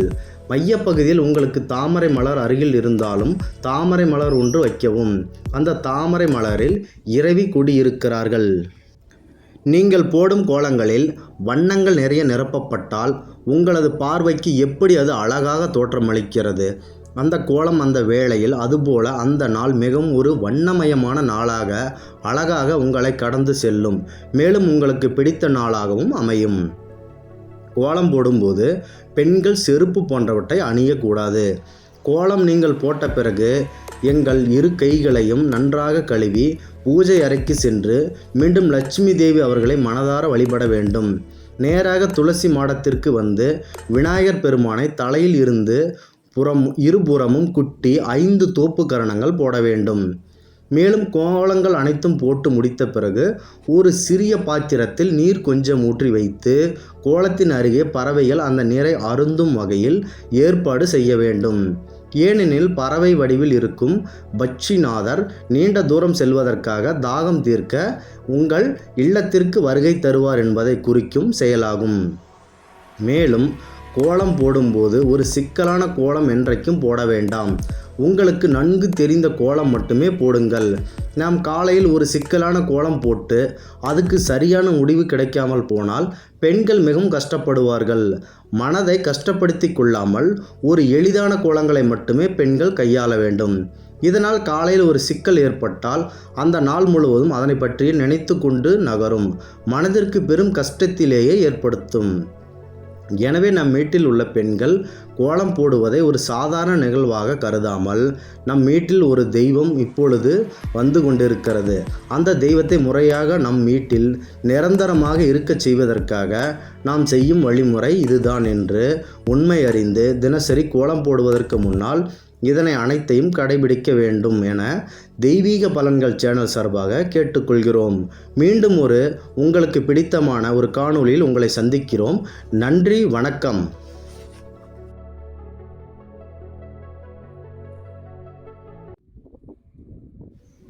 அனைவருக்கும் வணக்கம். தெய்வீக பலன்கள் சேனல் சார்பாக தங்களை மனதார வரவேற்கிறோம். இன்றைய காணொளியில் நாம் காண விரும்புவது பல்வேறு வருடமாக நீதிமன்றத்தில் நிலுவையில் இருக்கும் நம் வழக்குகள் விரைவில் தீர்ப்பளிக்கப்பட்டு உங்களுக்கு சாதகமாக தீர்ப்புகள் வர நாம் வணங்க வேண்டிய கோவிலாக சிவகங்கை மாவட்டம் மடப்புறம் என்ற ஊரில் இருக்கின்ற பத்ரகாளி அம்மன் இந்த வாய்ப்பினை நமக்கு ஏற்படுத்தி தருவதில் வல்லவராக உள்ளார். மூலவராக பத்ரகாளி அம்மன் உள்ளார். மேலும் தல விருட்சமாக வேப்ப மரம் உள்ளது. இந்த கோவில் நடை திறந்திருக்கும் நேரம் காலை 6 மணி முதல் 11 மணி வரை, மாலை 4 மணி முதல் இரவு 8 மணி வரை இந்த கோவில் நடை திறந்திருக்கும். இந்த கோவிலின் சிறப்புகளை பற்றி பார்க்கலாம். நாம் அனைவருக்கும் நெருப்பு என்றால் மிகவும் பயம். அது நம்மை சுட்டுவிடும், தீக்காயம் ஏற்படுத்திவிடும், அல்லது உடலை சேதப்படுத்திவிடும் என்ற பயம் நமக்கு எப்போதும் இருக்கும். ஆனால் இந்த மூலவராக இருக்கும் பத்ரகாளி அம்மன் அந்த நெருப்பையே தன் அலங்கார கிரீடமாக சூடிக்கொண்டு அவ்வளவு அழகாக காட்சியளிக்கிறார். வாரத்தின் ஒவ்வொரு வெள்ளிக்கிழமை நாட்களில் இங்கே சுற்றி உள்ள ஊர், மாவட்டங்கள், வெளிமாநில பக்தர்கள் என பல ஆயிரக்கணக்கான மக்கள் கூட்டம் இங்கு அலைமோதுகிறது. எதிரிகளை சம்ஹாரம் செய்கின்ற ஒரு பயங்கரமான தோற்றத்துடன் இங்கு இருக்கும் அம்மன் காட்சி தருகிறார்.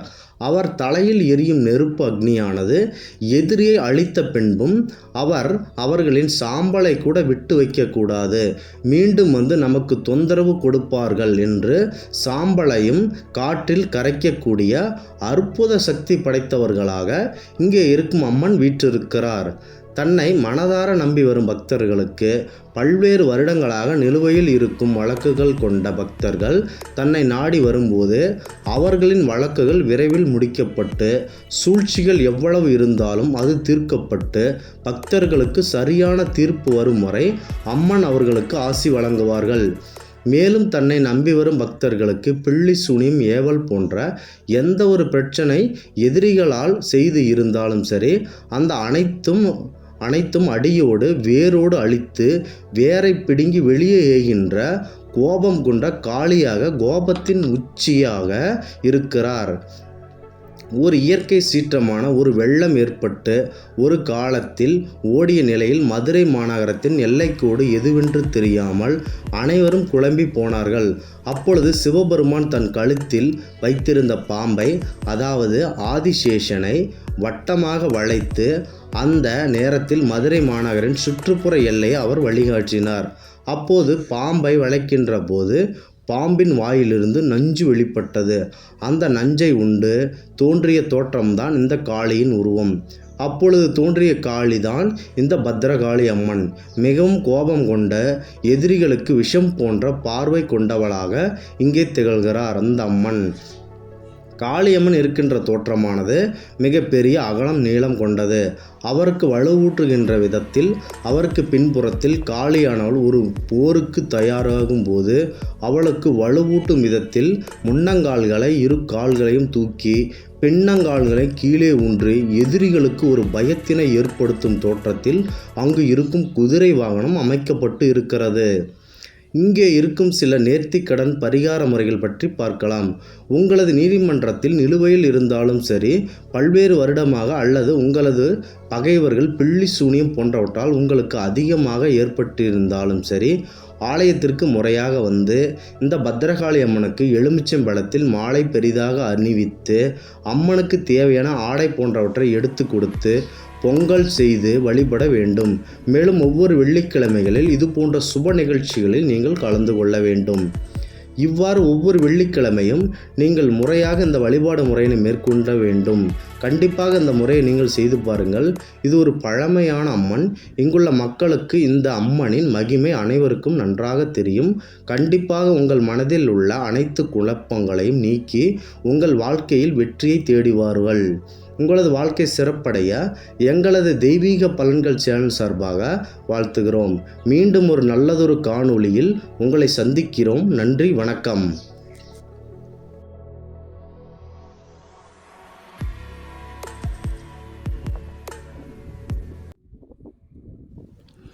அனைவருக்கும் வணக்கம். தெய்வீக பலன்கள் சேனல் சார்பாக தங்களை அன்புடன் வரவேற்கிறோம்.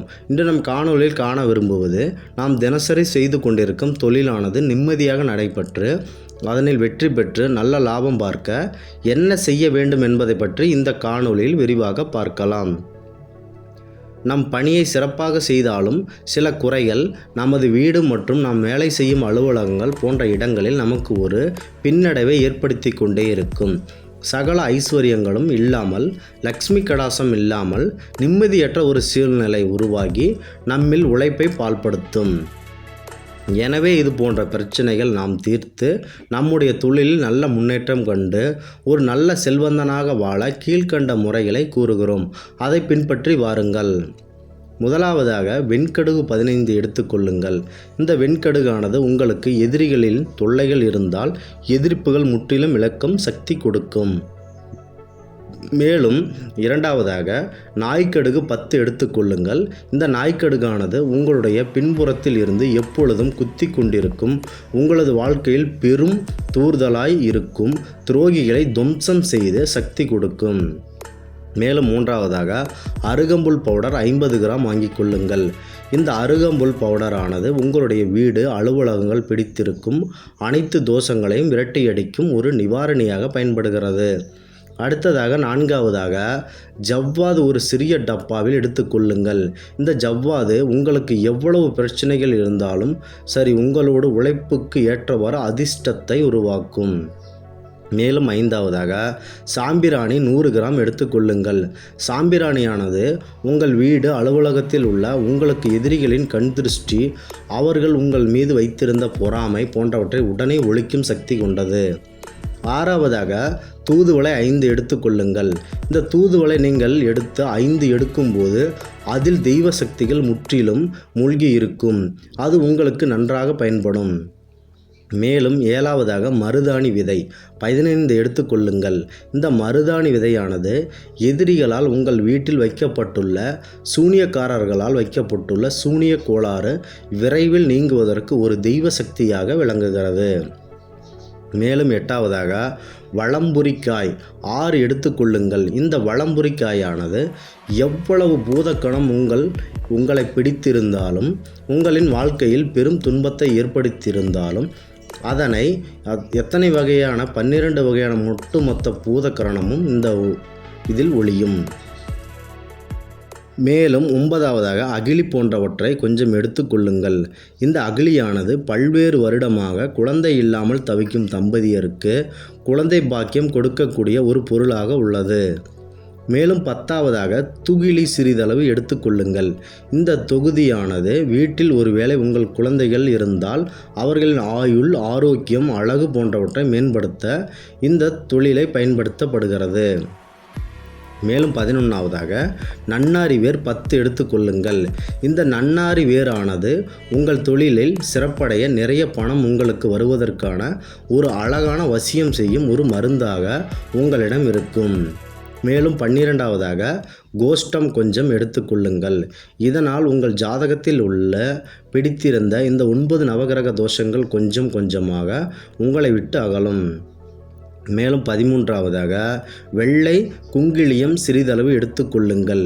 இந்த வெள்ளை குங்கிலியமானது உங்களை பிடித்து இருக்கும் கெட்ட ஆவிகள் மற்றும் உங்கள் எதிரிகளால் உங்கள் தொழிலில் போடப்பட்டு வைக்கப்பட்ட கண் திருஷ்டி மற்றும் மாயை போன்றவை அனைத்தும் முறியடித்து சக்தி கொடுக்கும். அடுத்ததாக 14ஆவதாக கரிசலாங்கண்ணி 4 எடுத்துக்கொள்ளுங்கள். இந்த கரிசலாங்கண்ணியானது மனிதர்களாக பிறக்கும் மகான்களாக வாழ்ந்து மறைந்த மாமனிதர்களின் ஆசி நமக்கு கிடைப்பதற்காக ஒரு பெரும் பாக்கியத்தை ஏற்படுத்தி கொடுக்கும். மேலும் 15ஆவதாக வேப்பமட்டை 8 எடுத்துக்கொள்ளுங்கள். இந்த வேப்பமட்டையானது ஏவல் போன்ற உங்கள் மீது பயன்படுத்தி இருந்தால் அதிலிருந்து உங்களுக்கு பாதுகாப்பு அளிக்கும். மேலும் உங்களுக்கு பீடை போன்ற தொல்லைகள் இருந்தால் அதனை நீக்கி சுறுசுறுப்புடன் நீங்கள் இயங்குவதற்கான வாய்ப்புகளை அளிக்கும் ஒரு பொருளாக விளங்குகிறது. நாங்கள் கூறியுள்ள இந்த 15 பொருட்களையும் அதே அளவு வாங்கி கொண்டு நன்றாக இதனை அனைத்தையும் சேர்த்து பொடி தூளாக செய்து சாம்பிராணியாக மாற்றி இந்த தூபத்தை அனைத்து இடங்களிலும், குறிப்பாக உங்கள் வீடு, அலுவலகங்கள், தொழிற்சாலைகள் போன்ற இடங்கள் இருந்தால் அந்த இடங்களில் பரவவிடுங்கள். இப்படி வாரத்திற்கு வெள்ளிக்கிழமை மட்டும் முறையாக கையாண்டு லக்ஷ்மி தேவி இருக்க 3 மாலைகள் சாத்தி 5 நிமிடங்கள் மௌன விரதம் இருந்து இந்த முறையை பின்பற்றுங்கள். நிச்சயம் உறுதியாக உங்களுடைய தொழில் செய்கின்ற இடங்கள் நல்ல லாபம் பார்க்கின்ற இடங்களாக 100% மாறும் என்பதில் மாற்று கருத்து இல்லை. எனவே தெய்வீக பலன்கள் சேனல் சார்பாக மனதார வாழ்த்துகிறோம். மீண்டும் ஒரு நல்லதொரு காணொளியில் உங்களை சந்திக்கிறோம். நன்றி, வணக்கம்.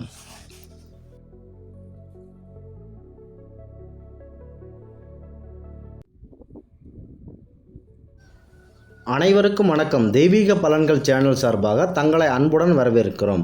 இன்று நம் காணொளியில் காண விரும்புவது நம் கண்களுக்கு முன்னால் நடக்கக்கூடிய எந்தெந்த விஷயங்கள் சுப சகுனங்கள் ஆகும் என்பதை பற்றி இந்த காணொளியில் விரிவாக பார்க்கலாம்.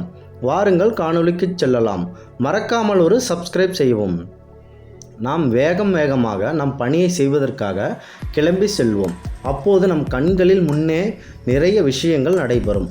ஆம், அந்த விஷயத்தை கடந்த பின்பு நாம் செல்லும் விஷயங்களில் ஏதாவது தடை ஏற்பட்டால் அது நாம் கிளம்பி வருவதற்கு முன்னால் பார்த்த நிகழ்வுதான் அதற்கு காரணம் என்று, இதனை நாம் கெட்ட சகனம் என்றும் கூறுவோம். நம் தொழில் வெற்றி கிடைத்துவிட்டால் அந்த நிகழ்வுகளை நல்ல சகனம் என்று கூறுவோம், சுபசகுனம் என்று கூறுவோம். இப்படி சுபசகுனங்களாக கூறப்படுவது.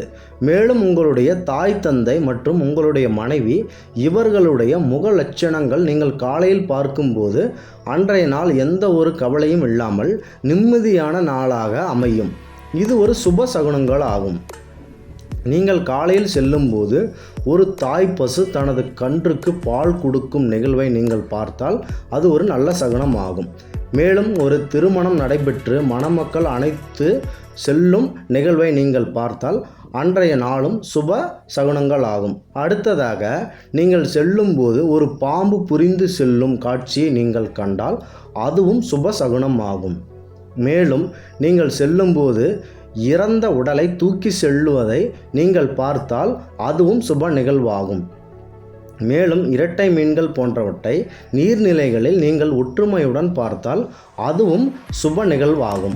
ஒரு தீர்க்க சுமங்கலி பெண்ணை நீங்கள் வழியில் கண்டால் அந்த நெற்றியில் உள்ள குங்குமத்தின் சிறப்பினை போன்று அந்த நாள் உங்களுக்கு சிறப்பான நாளாக அமையும். மேலும் ஒரு கரும்பு போன்றவற்றை நீங்கள் காலையில் செல்லும்போது கண்டால் அந்த கரும்பின் சுவை போன்று அன்றைய நாள் மிகவும் நல்ல நாளாகும். இதுவும் சுப நாளாகும். மேலும் யானைகள் போன்றவற்றை நீங்கள் கண்டால் அதுவும் சுப நிகழ்வாகும். மேலும் திருமணம் செய்பவர்களின் அந்த மேள வாத்தியங்கள் நீங்கள் கேட்கும்போது அந்த வாத்தியங்களின் இசை உங்களுக்கு கேட்கும்போது அன்றைய நாளும் சுப நாளாக அமையும். அதே மாதிரி கோவில் ஆலயங்கள் மற்றும் அங்கு இருக்கும் மூலவர்களை நீங்கள் காலையில் எழுந்தவுடன் அவர்கள் முகத்தில் கண் விழித்தால் அதுவும் சுப நிகழ்வாகும். மேலும் உங்களது இரு கைகளையும் ஒன்றாக இணைத்து அதன் 2 கை ரேகைகளையும் நீங்கள் பார்த்தால் அதுவும் சுப நிகழ்வாகும். மேலும் கணபதி வாகனமான எலியை நீங்கள் பார்த்தால் அதுவும் சுப நிகழ்வாகும். மேலும் அக்னி தேவனான நெருப்பு நீங்கள் கண்டால் அந்த நாளும் சுப நிகழ்வாகும். அதன் பிறகு உங்களுடைய வாகனங்கள், தொழிலுக்கு பயன்படுத்துகின்ற அனைத்து பொருட்களுமே அன்றைக்கு சுப நாளாக அமையும். மேலும் உங்களுடைய குலதெய்வம் அவற்றின் புகைப்படத்தை நீங்கள் பார்த்து வணங்கும்போது மனதில் ஏற்படுகின்ற நிகழ்வும் ஒரு சுப சகுனம் ஆகும். அதே மாதிரி நீங்கள் தினசரி உண்ணுகின்ற அரிசி சாதமானது அதுவும் ஒரு சுப நிகழ்வாகும். மேலும் முத்து போன்ற மக்கள் உங்கள் வீடுகளில் இருந்தால் காலையில் நல்வழி வகுக்கும் அதனை பார்த்தாலும் அதுவும் சுப நிகழ்வாகும். இவ்வாறு நம்மை சுற்றி நிறைய விஷயங்கள் சுபசகுனங்களாக அமைகிறது. மேலும் ஒரு தீர்க்க சுமங்கலி பெண் நிறை குடத்துடன் தண்ணீருடன் சென்றால் அதை நீங்கள் கண்டாலும் அது சுபசகுனங்கள் ஆகும். எனவே உங்கள் காலையில் நல்ல நாளாக தொடங்கி நல்ல நாளாக முடிவடைவதற்கு